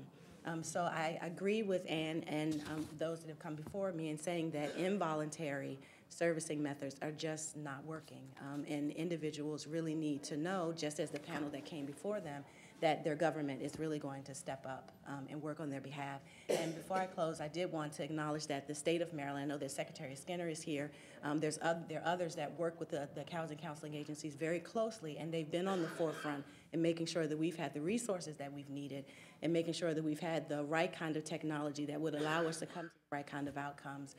Because as a nonprofit housing counseling agency, 2 years ago, our business was first-time home buyers, where we were very happy to have a caseload of 100 or so first-time home buyers. We're just glad that those individuals, because of the right kind of counseling and education, are not coming back and joining the more than 300 cases of foreclosure that we're handling now. So thank you again. Thank you. Thank you, Ms. McDougall. We appreciate your being here. Secretary Perez? Thank you, Madam Chair and members of the Oversight Board. My name is Tom Perez. I'm the Secretary of the Department of Labor Licensing and Regulation. We're the hall closet of state agencies. We do a number of things, a robust consumer protection portfolio, the Commissioner of Financial Regulations who oversees and charters Maryland State Chartered Banks is one of the tentacles in the octopus known as dollar. I want to acknowledge again my good friend Ray Skinner. I also want to acknowledge Sam Dean from the Prince George's County Council, who's in the audience, has been a real champion in this issue. Secretary Skinner and I have co-chaired the Governor's Foreclosure Prevention Task Force. And I was listening, Mr. Neiman, to your very cogent remarks, and we've been focusing on all those things that you acknowledged, and I don't want to be redundant of that. A very comprehensive approach. We had 3 different work groups. We had a legal regulatory reform group that I oversaw. We had a financial products group that Secretary Skinner oversaw, education, outreach, prevention that we did jointly. Secretary Skinner's done remarkable work in terms of working with the housing counselors. These folks are our boots on the ground, and they are our lifeline. And the real stars and the courageous people were not the people on this panel, meaning no disrespect, but the people before me. And I could spend all of my time talking about housing counselors. I could spend all the time talking about a lot of the laws that we enacted. We addressed ability to repay. We addressed a lot of defective features in the loan products. We addressed the licensing problems. The case that you heard from this witness about, the Metropolitan Money Store, that is the largest mortgage fraud case in the United States right now, and it is out of Prince George's and Charles counties, originated in our office. And in terms of what it really illustrates, the main ringleader in that case, her job prior to starting the Metropolitan Money Store, she was a stripper. That's what she did for a living. And it really illustrated the absence of any meaningful barriers to entry for this area. So that's really some of the areas that we've focused on. I really want to focus, though, on 2 areas that I have spent a lot of time on, which is, number 1, data collection, and number 2, our interaction with servicers. The legislation that we passed with the governor's leadership last year addressed the problem prospectively, and I think we've gotten a good handle on the defective features, et cetera. But it did, the panelists before you, it is of no moment if they had a loan 2 years ago and they're in the soup. Yes, we extended the foreclosure period, but we really need to work with their servicers. We need to take meaningful and scalable actions. And so contemporaneous with our actions, we were negotiating with a dozen loan servicers to come up with agreements so that we could put in place large-scale modifications. And we did reach agreements, by testimony, with 6 servicers. And this is the punchline of what I learned, having spent a lot of time face-to-face with loan servicers. I learned, I had 2 hypotheses. Why aren't there more modifications? Hypothesis number 1, their hands are tied by pooling and servicing. Hypothesis number 2, they have the authority but not the will to modify. I would respectfully observe, based on months and months of work, face-to-face meetings, that what I would conclude is that they have the authority in the vast majority of cases. Why do I say that? Because they told me that. What they lack is the will to modify. And that is the real fundamental problem that we deal with here. We got a presentation in one of our meetings from Wells Fargo who showed us their quote-unquote innovative modification practices. They used an example of an individual who had an $1,100 payment. He was in the soup, and they modified his loan with one of their innovative loan practices, and his new payment was $1,466.66. To which I asked the obvious question, how's he going to afford that? Answer, I'll have to get back to you. And so that is part of the problem, is that we really need to address the issues of the the will. The bankruptcy reform is one way to get at it, and there are a host of other issues. I want to move quickly because I know that my time is limited. We are one of the only states in the country that can provide you with information on what servicers are doing. Require servicers to submit data, and that data has been very interesting. What we've seen, for instance, and it's in my testimony, is that in August and September, roughly 60% modifications, and we're talking about a denominator of roughly 1,000 modifications per month, half of which, by the way, are from Countrywide, which will be relevant in a minute. About 60% of those modifications resulted in the same or higher monthly payment. You move to October, 52% resulted in the same or higher payment. In November, 43% result in the same or higher payment. Throughout this, and Countrywide is about half of that cohort, Countrywide throughout has about 75 to 80% of their modifications are the same or higher payment. So to put it slightly differently, a number of the servicers with whom we have reached agreements are actually doing a better job. Places like Ocwen, for instance. Third-party servicers are tending to do better than portfolio servicers. We have seen no evidence of progress in the Countrywide context, and Wells Fargo refused to sign an agreement and does not provide data to us, so I cannot comment on what they are or are not doing. But I would simply observe that if you have this data, it is power. We tried to get the OTS, OCC to do the same thing. We worked with our congressional delegation, didn't have any luck. That is a critical element here as we move forward. Finally, a couple quick concerns that I have. This attempt, and it's a very righteous and appropriate attempt to ensure that we have large-scale modifications, is going to lead to a proliferation of mitigation specialists. And we must get a handle on that at the front end, because these mitigation specialists, we're going to have another panel like the panel we had in front of us if we don't get a handle on that at the front end. What we've done in Maryland is we've banned upfront payments to mitigation specialists who are helping people who are in default. We have to do that at a federal level. We have to get a handle on this, or you're going to be having congressional oversight hearings in which you're going to hear from witness after witness after witness who was victimized. And with that, I will simply say we have lawyers who are helping people, and here's one more problem. When they attempt to help someone who has a foreclosure tomorrow, they can't do it with the federal money because the bill that passed last year prohibits lawyers from providing legal assistance to someone who's in a foreclosure proceeding. Don't quite understand that one, and I hope we can get a handle on that as we move forward, because lawyers in this room, we have an army of pro bono lawyers, but we can't avail ourselves of any of the federal money to help people because it's deemed to be in litigation. So that's one more observation I would make. Thank you for your time. I apologize for going a minute or two over. Thank you, Secretary Perez. We appreciate it. And finally, Mr. Robinson. Madam Chair, members of the panel, thank you for inviting me today. My name is Philip Robinson. I'm the Executive Director of Civil Justice Inc., and we're a Maryland nonprofit legal services agency. And my charge today primarily is to describe to you the Foreclosure Prevention Pro Bono project that we're co-leading with the Pro Bono Resource Center of Maryland. I've provided written testimony. I'm not going to read that. It's got a lot of detail in there and background for you.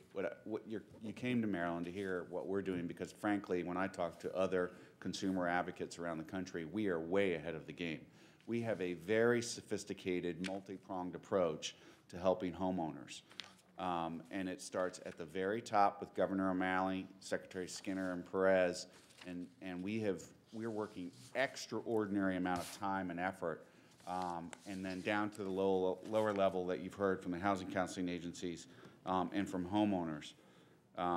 Just by way of example, Secretary Perez isn't just here to testify. He'll actually go to victims' houses and meet with them for 5 hours to interview and find out their story, and he's done it. I know he's done it. They were my client. He himself has done that. Secretary Skinner has been out on the doing workshops and speaking and doing public relations, and I don't know what kind of grief he gets when he gets home, but I'm sure it's as much as I get.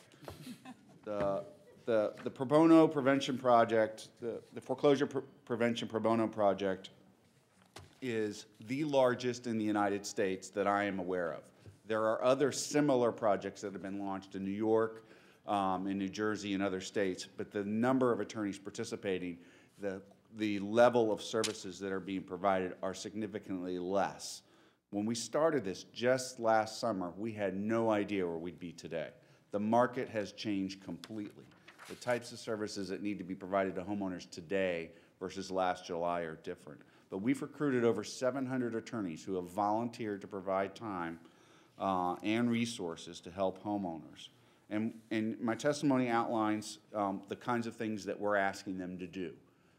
First, we're asking them to provide brief advice and counsel. The number one thing that homeowners say to us when they get to any one of the different vehicles to the Maryland system is they don't know what their roadmap is. They don't know what their options are. They're calling their servicers and can't get an answer.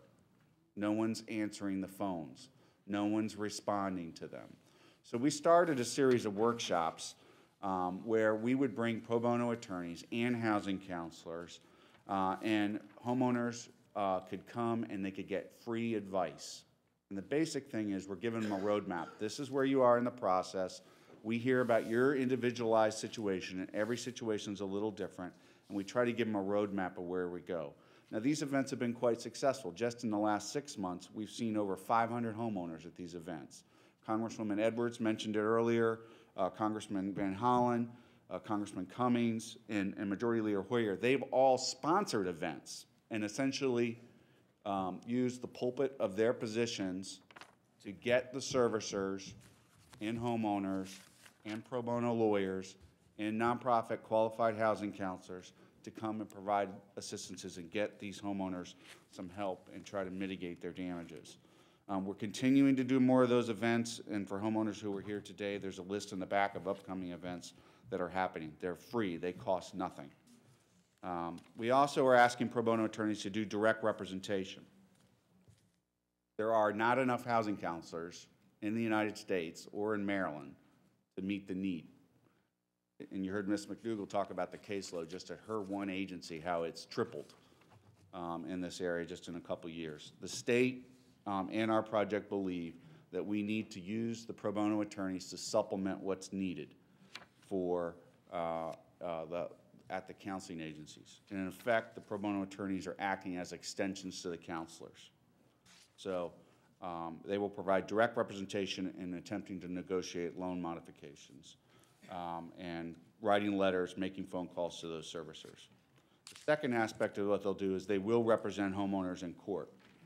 And despite what I think is the ridiculous and completely unnecessary restriction on the federal money that was given last year to provide legal services to homeowners in foreclosure, we are still able to find lawyers who will do this without that need of money. But that's a completely unnecessary restriction, and it's an impediment. In most cases, if a lawyer is helping a homeowner who is on the foreclosure train, the case has been filed, that can be resolved with loss mitigation. There is no need for adversarial litigation.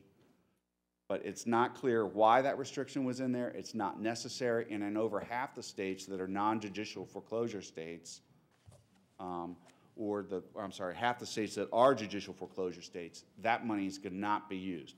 That's my expectation, and it will come back to Congress, and Congress will be wondering what happened.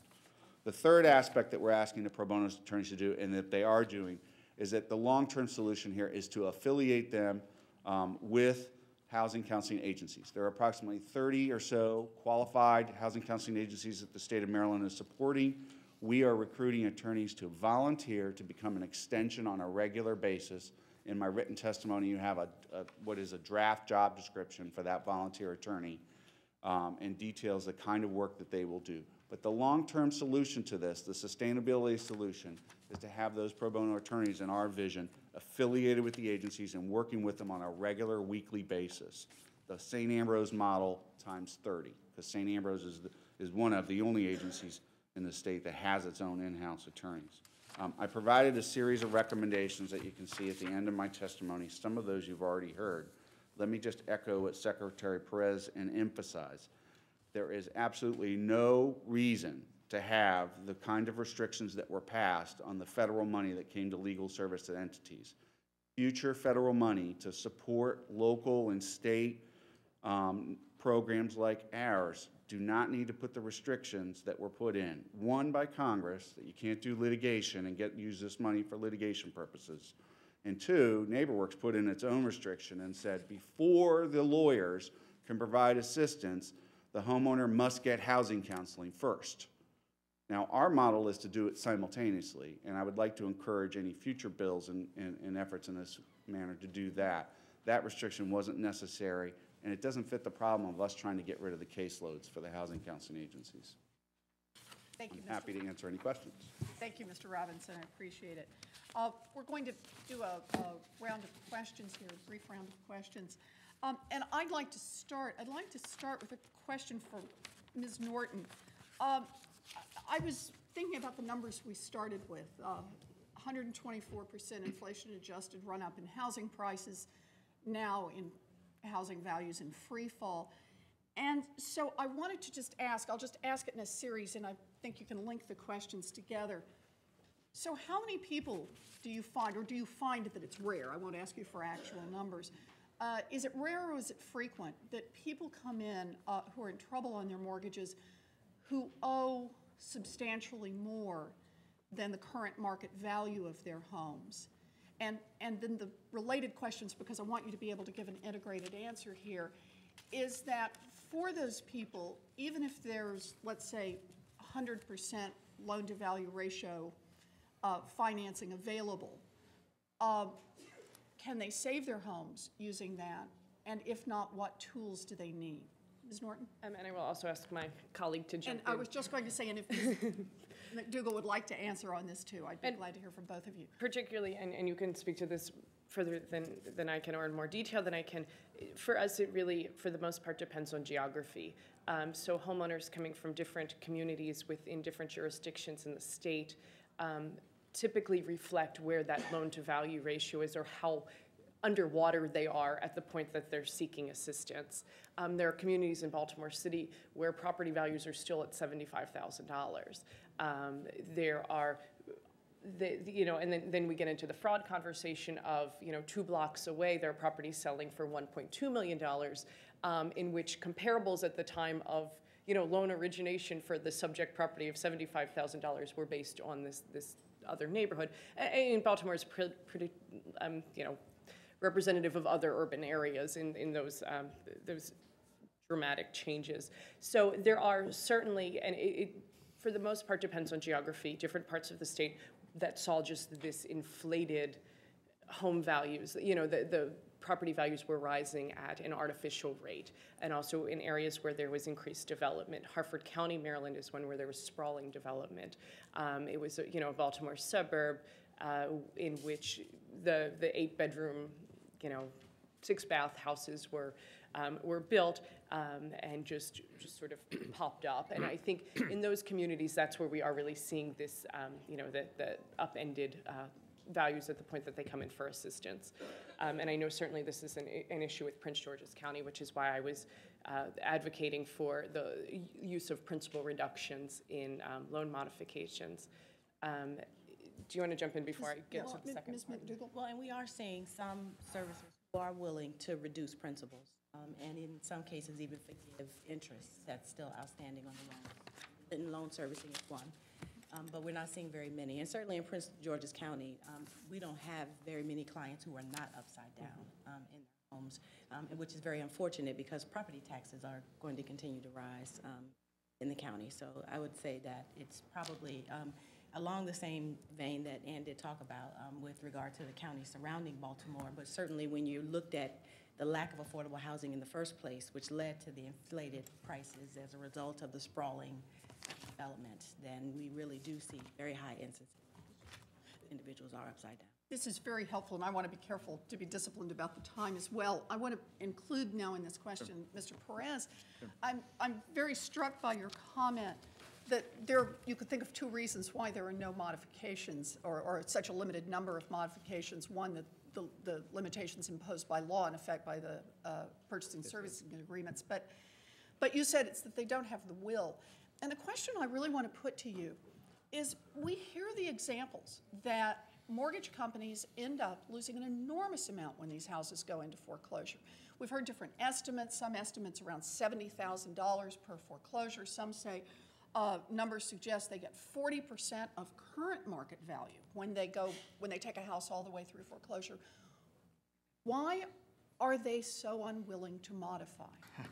I may be the wrong person to ask on that. I think you're the right person. Well, I mean, my own hypothesis is we have to go back to, we're talking about 2008. That's our data. And it was apparent to me that I think a lot of the servicers were understanding that there was going to be a new administration and were frankly waiting to see what the federal government was going to do and whether they were going to share the risk.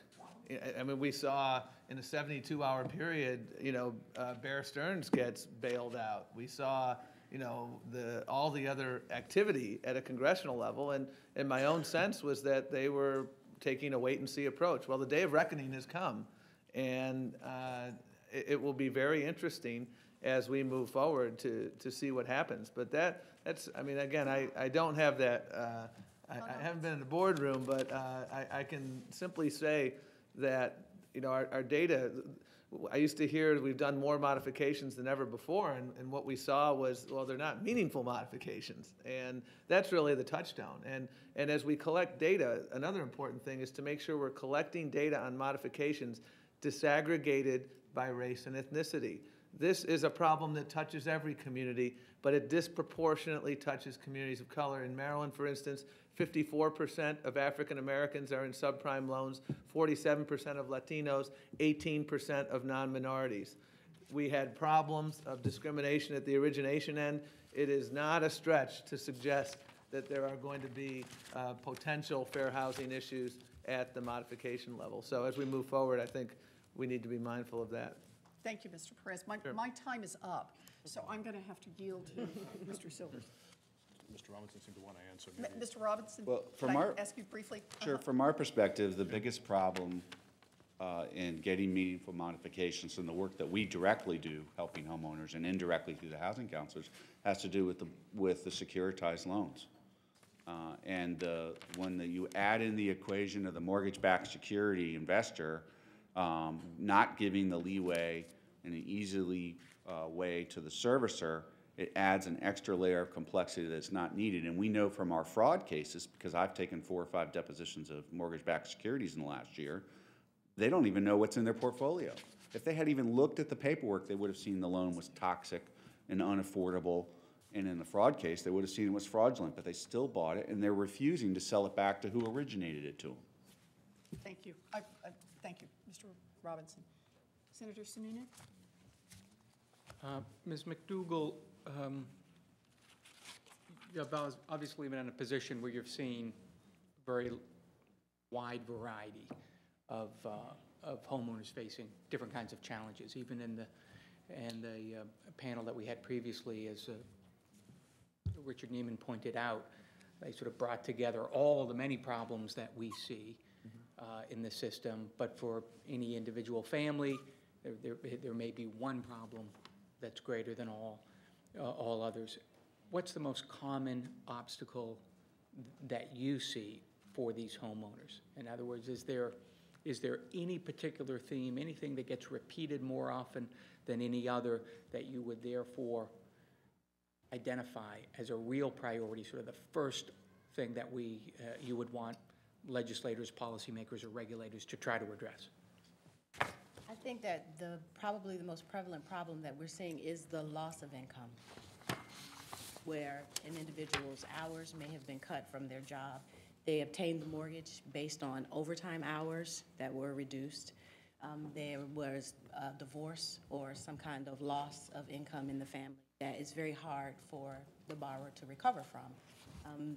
We've had lenders or servicers tell us, well, maybe they can rent out a room, but I think that it really does go back to making sure that if there is and the fact that there's no equity in the home makes it a lot more challenging to try to refinance it. So I would say probably the most important thing is the loss of income. So the practices of the servicers and the lenders obviously complicate matters, make it more challenging to work things out. But more often than not, that's not what drove the problem in the first place. It's that, you know, you had a problem with income, you had a problem with the family's ability to pay, and then the system wasn't really well suited to deal with that and to help them through it.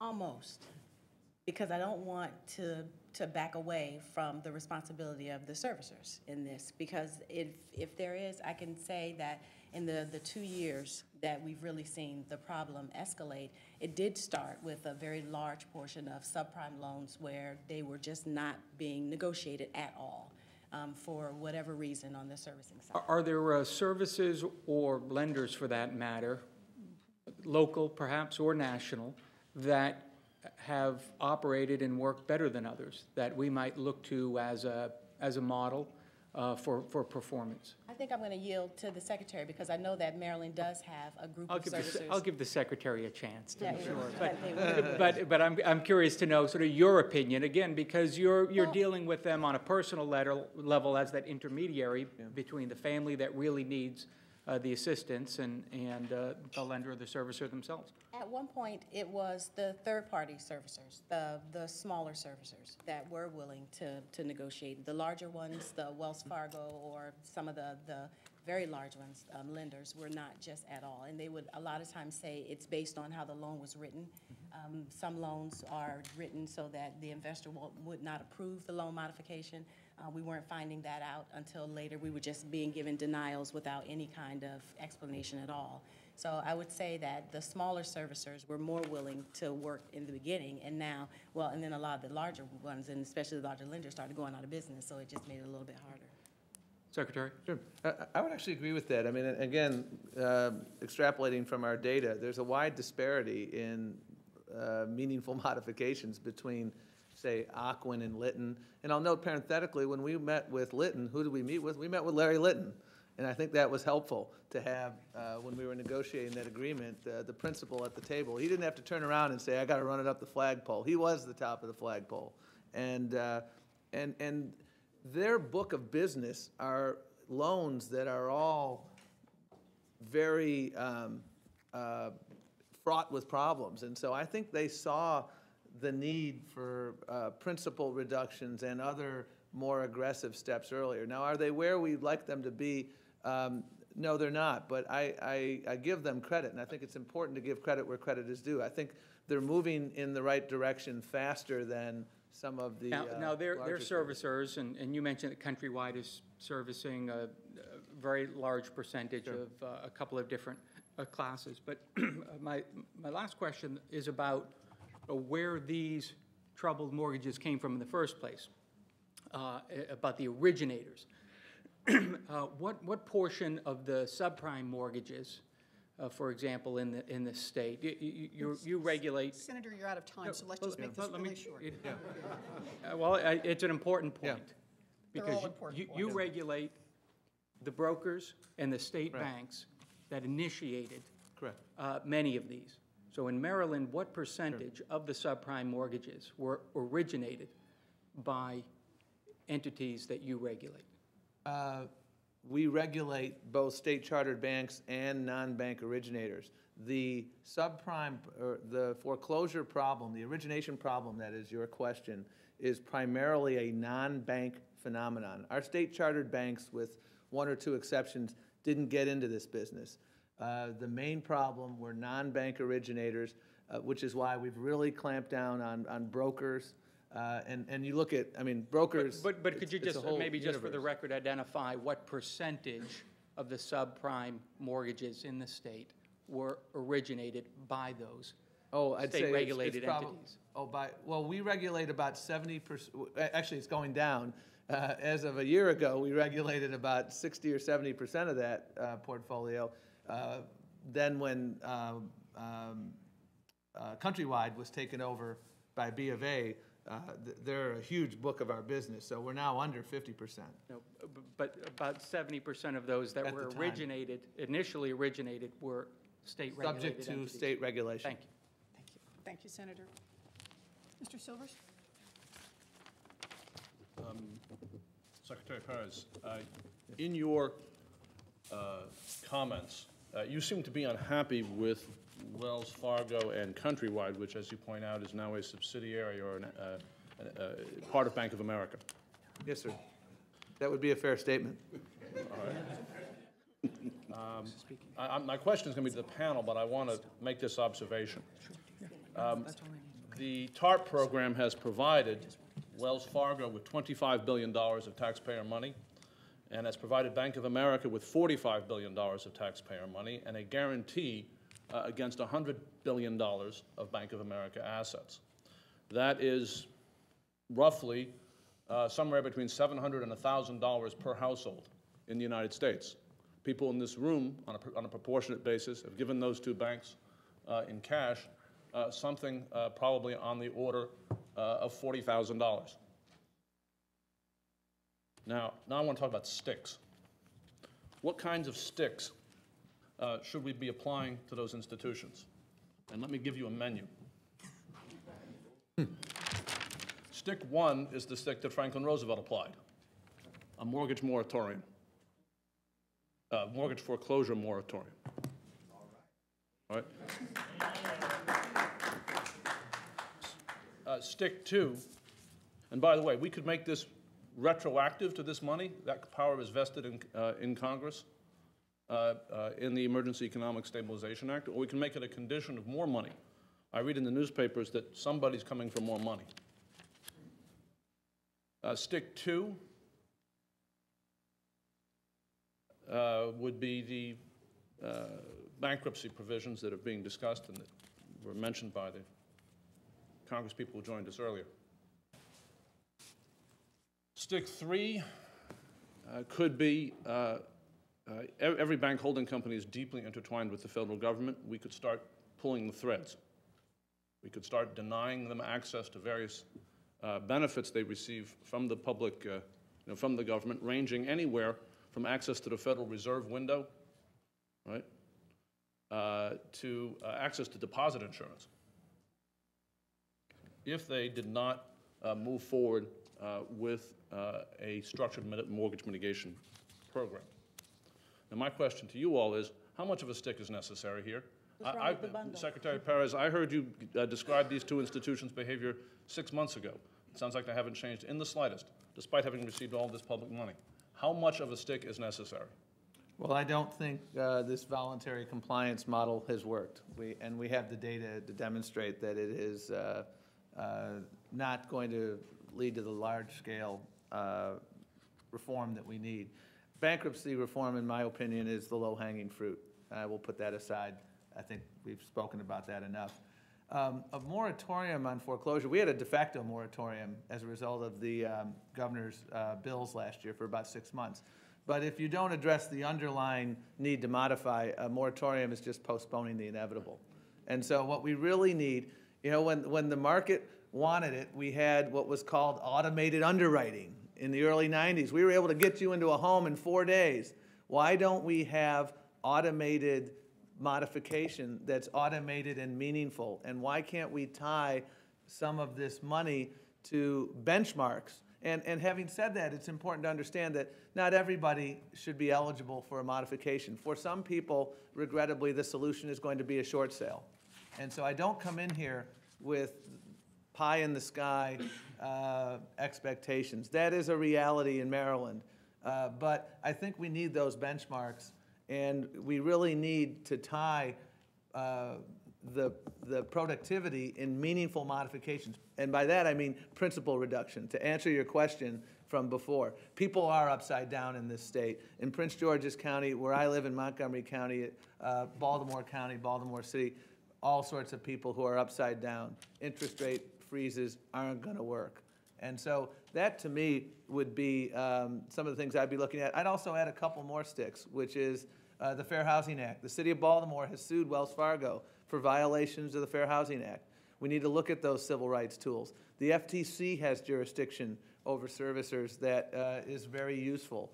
And to me, a more systemic reform that has to be on the table is when we're looking at the Treasury Department, as we look long-term here, the voices of consumers and the voices of civil rights protection need to move away from the kid table to the front table, because I would observe that that is a systems problem that has been in place for way too long, and if we don't address that systems problem at Treasury and at the Fed and tell them that, yes, Reg B is not an impediment to collecting data in this area, you can do it.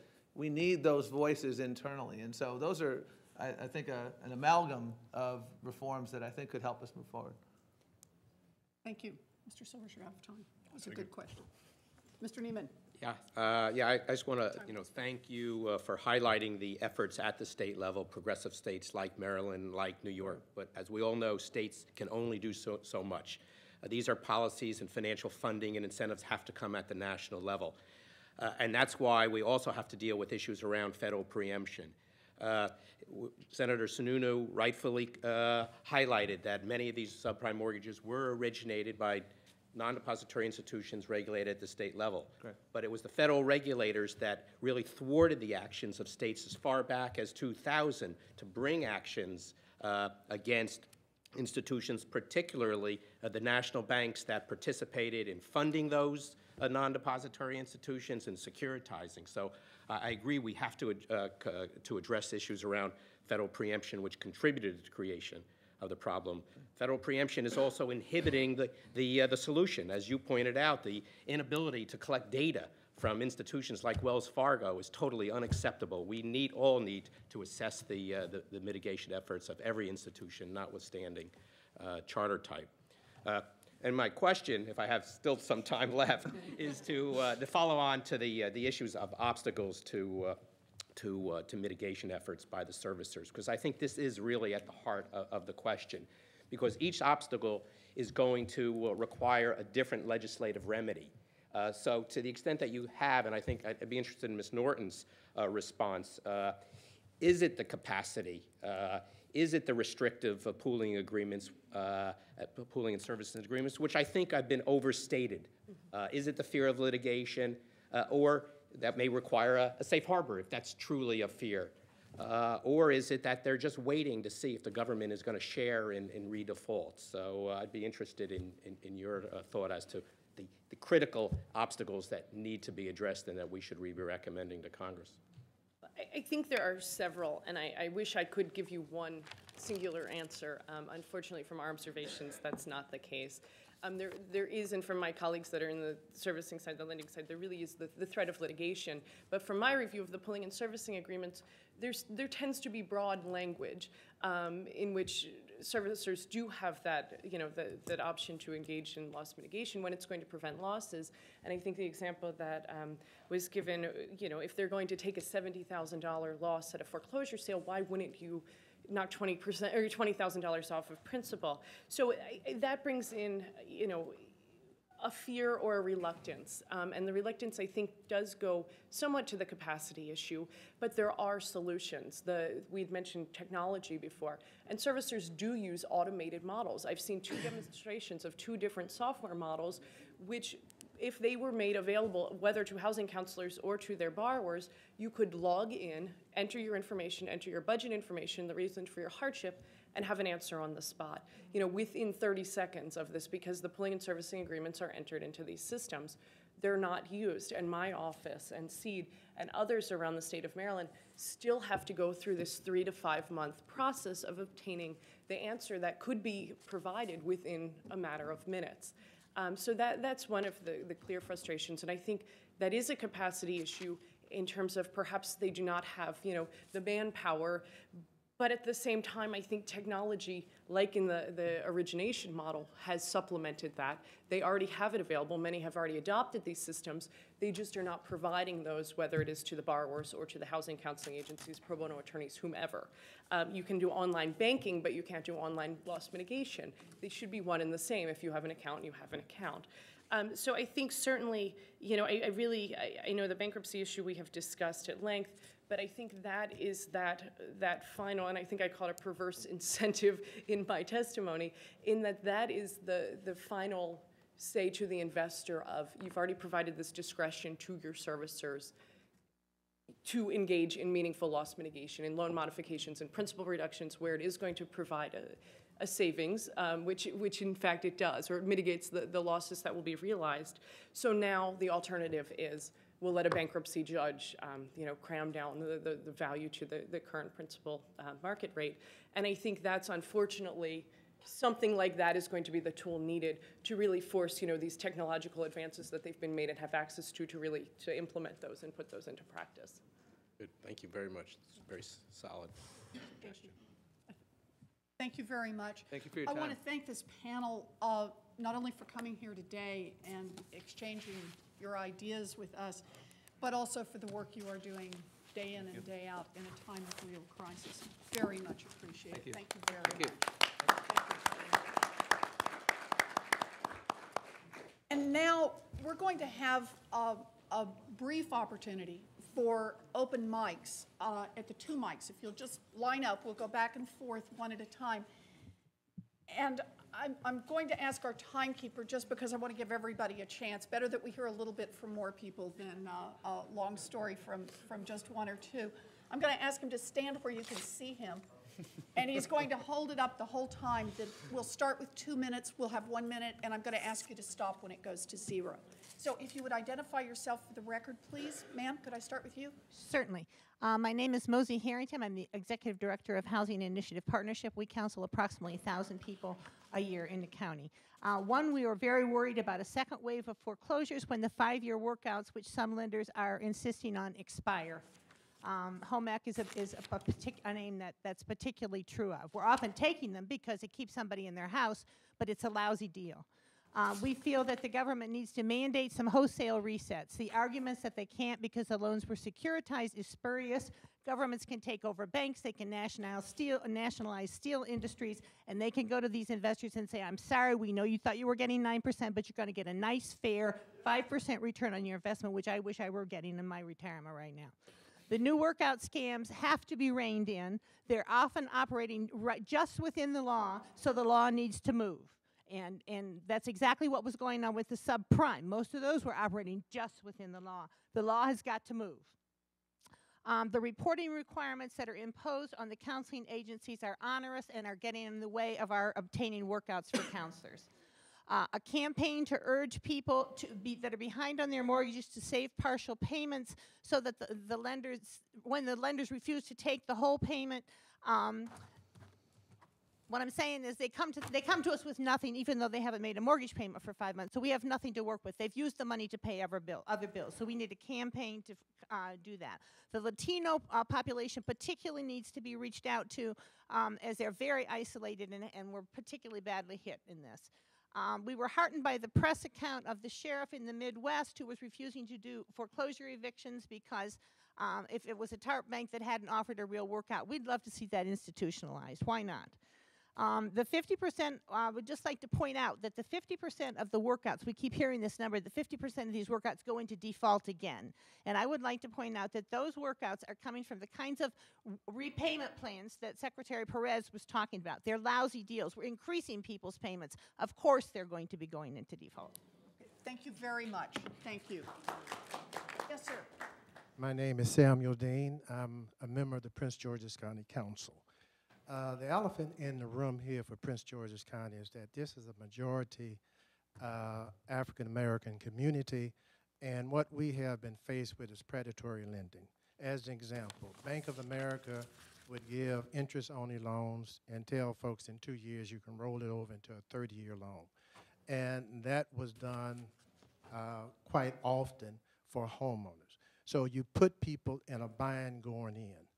One of the problems that we have with foreclosures here in Prince George's County is that the lifeblood of this county to serve its people is predicated upon receiving taxes from property taxes, transfer taxes, recordation taxes. When you don't sell property, your community is in a crisis, and we're in a crisis at this moment.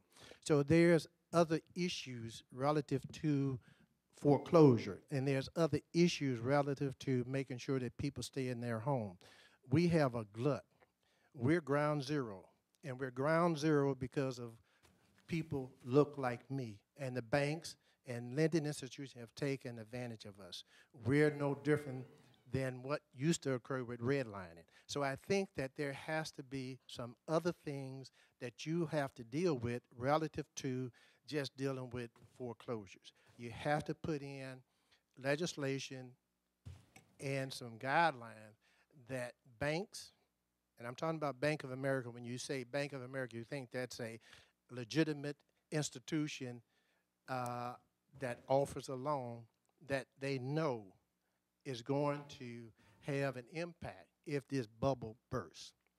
In the Upper Marlboro area that they talked about, these folks bought into homes that were running $700,000 to $1 million, and they were in upside down market. And so you all need to do more than just say, how are we going to rectify the foreclosure? Thank you. Thank you very much, Mr. Dean. Yes, ma'am. Good morning. My name is Terry Goolsby. I'm a resident of Upper Marlboro. And I want to thank Mr. Silvers, is that your name, for talking about sticks. I listened to the three options. And I want to preface my stick with the fact that I listen to C-SPAN a lot, and I hear all of your, a lot of the congressional debates going on. My stick has to do with activity. I understand that the Commonwealth of Virginia prosecuted successfully and convicted 3 sets of fraudulent individuals or companies in the whole real estate chain back in 2008. And the chain involved loan originators, appraisers, real estate agents, and lending institutions. According to the article that I read in the Post, the fact set was that there was a concerted, intentional effort to go into neighborhoods, devise the inflate the value of the home through the appraisal, get the loan, and then resell it and continue the process, so that our neighborhoods were being inflated for X number of reasons. One of the things that when we talked, I suggest that a way to counterbalance the 124% interest or inflation is to roll back the value of homes back to 2001, before these nationwide, all across the board. And when those values are set, they won't be at rock bottom prices. They will be at 2001 prices. Buyers will be induced into buying. The mitigators will have a set place where they can go in. They're going to lose, but they're not going to lose as bad as foreigners coming in and buying it at rock bottom prices. Thank you, Ms. Goolsby. I just want to remind you all that you can also email us, so we can hear from you at cop.senate.gov. If you don't want to stand up, or if you don't have enough time to say all that you want to say, I encourage you to do that. Yes, ma'am. Good morning, if it's still morning, that is. For a few more minutes. My name is April Richardson, and I'm from the Prince George's County State's Attorney's Office, and I prepared brief notes. This is not just a loan modification issue. This is not only about hearing the stories of desperate homeowners in need of a solution. It's about cleaning up the industry by holding scammers accountable for victimizing our residents in foreclosure distress. As mentioned before, Prince George's County is ground zero for foreclosures in Maryland. And as a result, we are ground zero for mortgage, real estate, and foreclosure fraud. We are at the heart of equity stripping schemes. We are at the heart of fake buyouts. We are at the heart of fraudulent deeds. Our seniors, they're being scammed by reverse mortgage schemes designed to take their homes and to take their equity. There is a great need to hold unscrupulous lenders, loan officers, attorneys, appraisers, criminally accountable for the vulnerable positions that they have put this county in. When you have an opportunity to review your reports and findings from hearings such as this, think about the need for local funding, law enforcement agencies such as my own, to send a message in the county that we are sending. And that message is, as it pertains to real estate and foreclosure fraud, the game is over and they will serve jail time. Thank you. Thank you, Ms. Richardson. Yes, sir. Good morning, Madam Chair, members of the panel. My name is Billy Cogman. I'm a housing counselor here in Prince George's County, former executive director for Kairos Development Corporation. One thing I want to bring to the panel's attention and to the audience is we always talk about the loan servicers. And first and foremost, we need to understand what their primary role is. That is debt collection.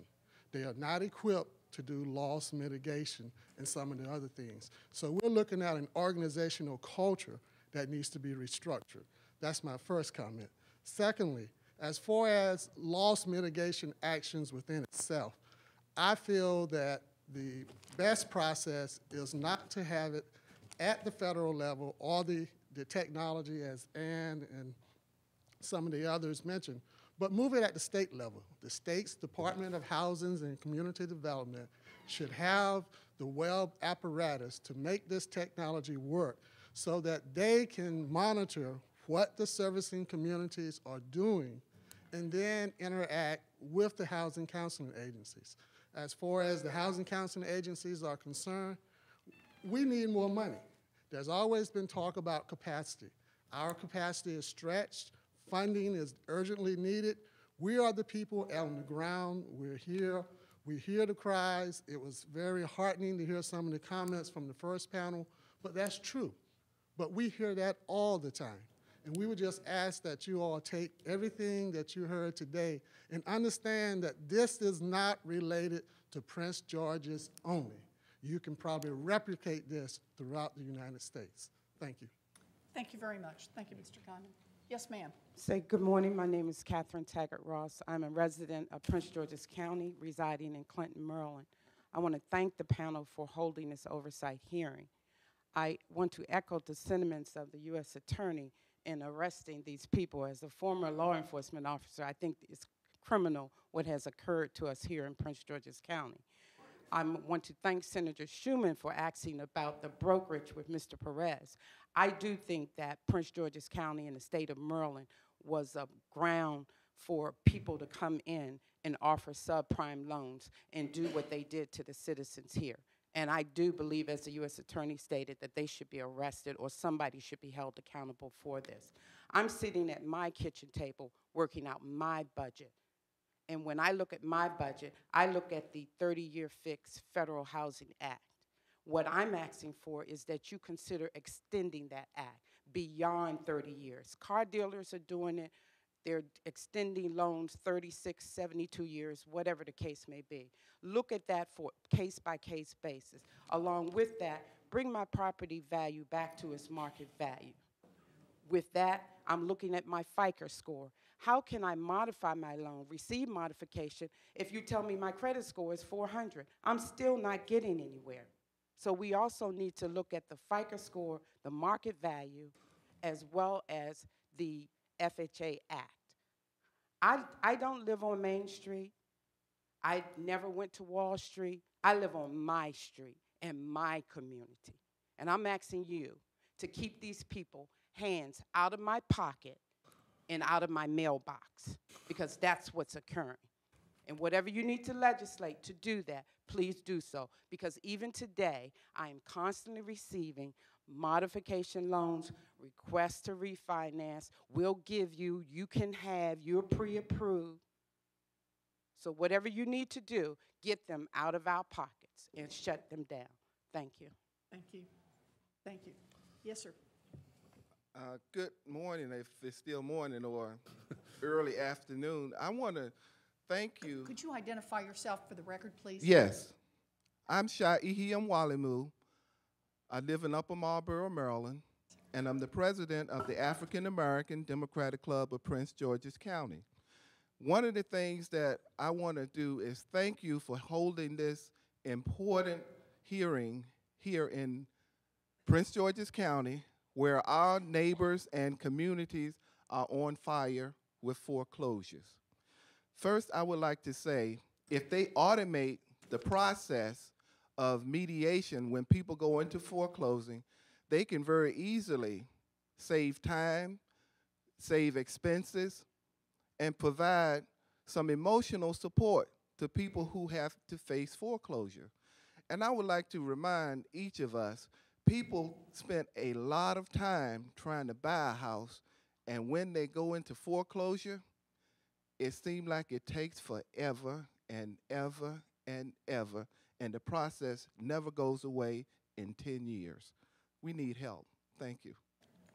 Thank you, sir. Yes, ma'am. Hi, good morning. My name is Jennifer Larrabee.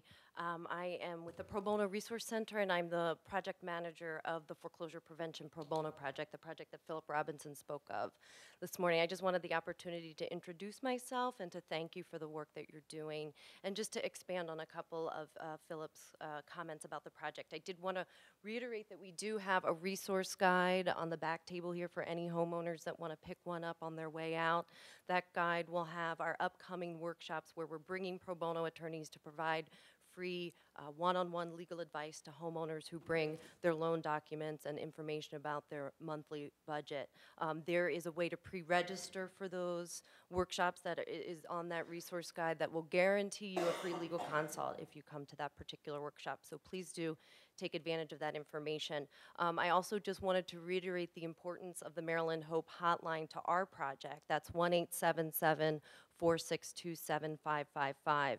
That is the line that homeowners can call to be determined whether they are eligible for referral to a pro bono attorney to actually represent them in negotiations with their lender to modify their loans. So I encourage homeowners to call that hotline, and I encourage everyone in this room to spread the word about that, because that is the way to be matched with one of our pro bono attorneys. We did submit some written testimony from the Pro Bono Resource Center, so hopefully you have that in your materials. Thank you. Thank you. Yes, ma'am. Hi, my name is Cynthia Wilson, and I'm a resident of Prince George's County, and I do realize it is now lunchtime, so I will be brief in my comment. I really just want to underscore the importance of the impact of the declining property values in Prince George's County. We've touched on it, many of the panel members spoke of it, but there are a majority, I would say, I don't know the exact statistic, but a majority of Prince George's County homeowners are underwater. And for those of us who may still be current on our mortgages, we are not able to refinance our loans because of the declining property values. Now, I'm encouraged by the preliminary affordability and stability plan put out by the administration that will attempt to address this group of homeowners, but my concern as a Bank of America customer is that the bank will not be incentivized to actually do anything for us until we become delinquent on our mortgages. So in my case, for example, your statistics said that there was 124% run-up between 2000 and 2007. I bought my home in 2007, so you can imagine where that places me. So, and I have an interest-only loan. So if Bank of America won't talk to me, because I've tried to ask them for a streamlined refi, something to that effect, they won't do it. If they won't talk to me until I'm delinquent, and I'm already significantly underwater, and last year I paid $22,000 of mortgage interest alone, what would you do if you were me? That's all I have to say. Thank you. Thank you. Yes, ma'am. Hi, good afternoon. I want to thank the panel. I'm the president of the Brandywine TB Neighborhood Coalition, and I just wanted to add another piece to what Kamita Gray. I just wanted to add another piece to everything that everybody has said. It's the predatory lending, it's the loans, but the main thing that I see is the service providers not willing to remodify the loans. And also they're doing it for 2 to 3 years, and I think there needs to be some regulation there. The other thing is with the RESPA, some of the homeowners are not, the loss to income or loss to job is not the main reason for them losing the house. The other part is the RESPA, the escrow, increasing every year, and they're not able to make that payment. And I think that needs to be looked at. A couple of people have lost their houses because of the loan, or the service provider can ask for that 1/16 when it's not needed. So I think that needs to be looked at, and I will submit some written comments. Thank you. Thank you. Thank you. Anyone else who wishes to speak? Then I will bring this hearing to a conclusion by thanking you all for coming here. I want to thank all of those who spoke. I want to thank all of those who came just to listen. It is important that we hear this from the ground. This is not just a bunch of abstract numbers and statistics. We need to hear it. We need to see faces. We need to hear voices. And what you bring to us makes its way into our reports and what we take back to Congress. as part of our description and our recommendations for what happens as we try to work together for economic recovery. But I want to make one last plea, and that is, I appreciate your coming today, but this crisis is not over, and the fight to resolve it is not over. Indeed, the fight is just beginning.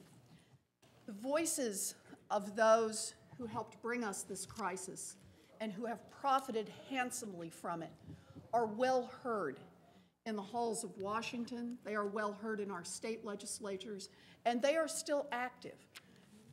We must fight back. So thank you for coming here today, but please don't regard this job as finished.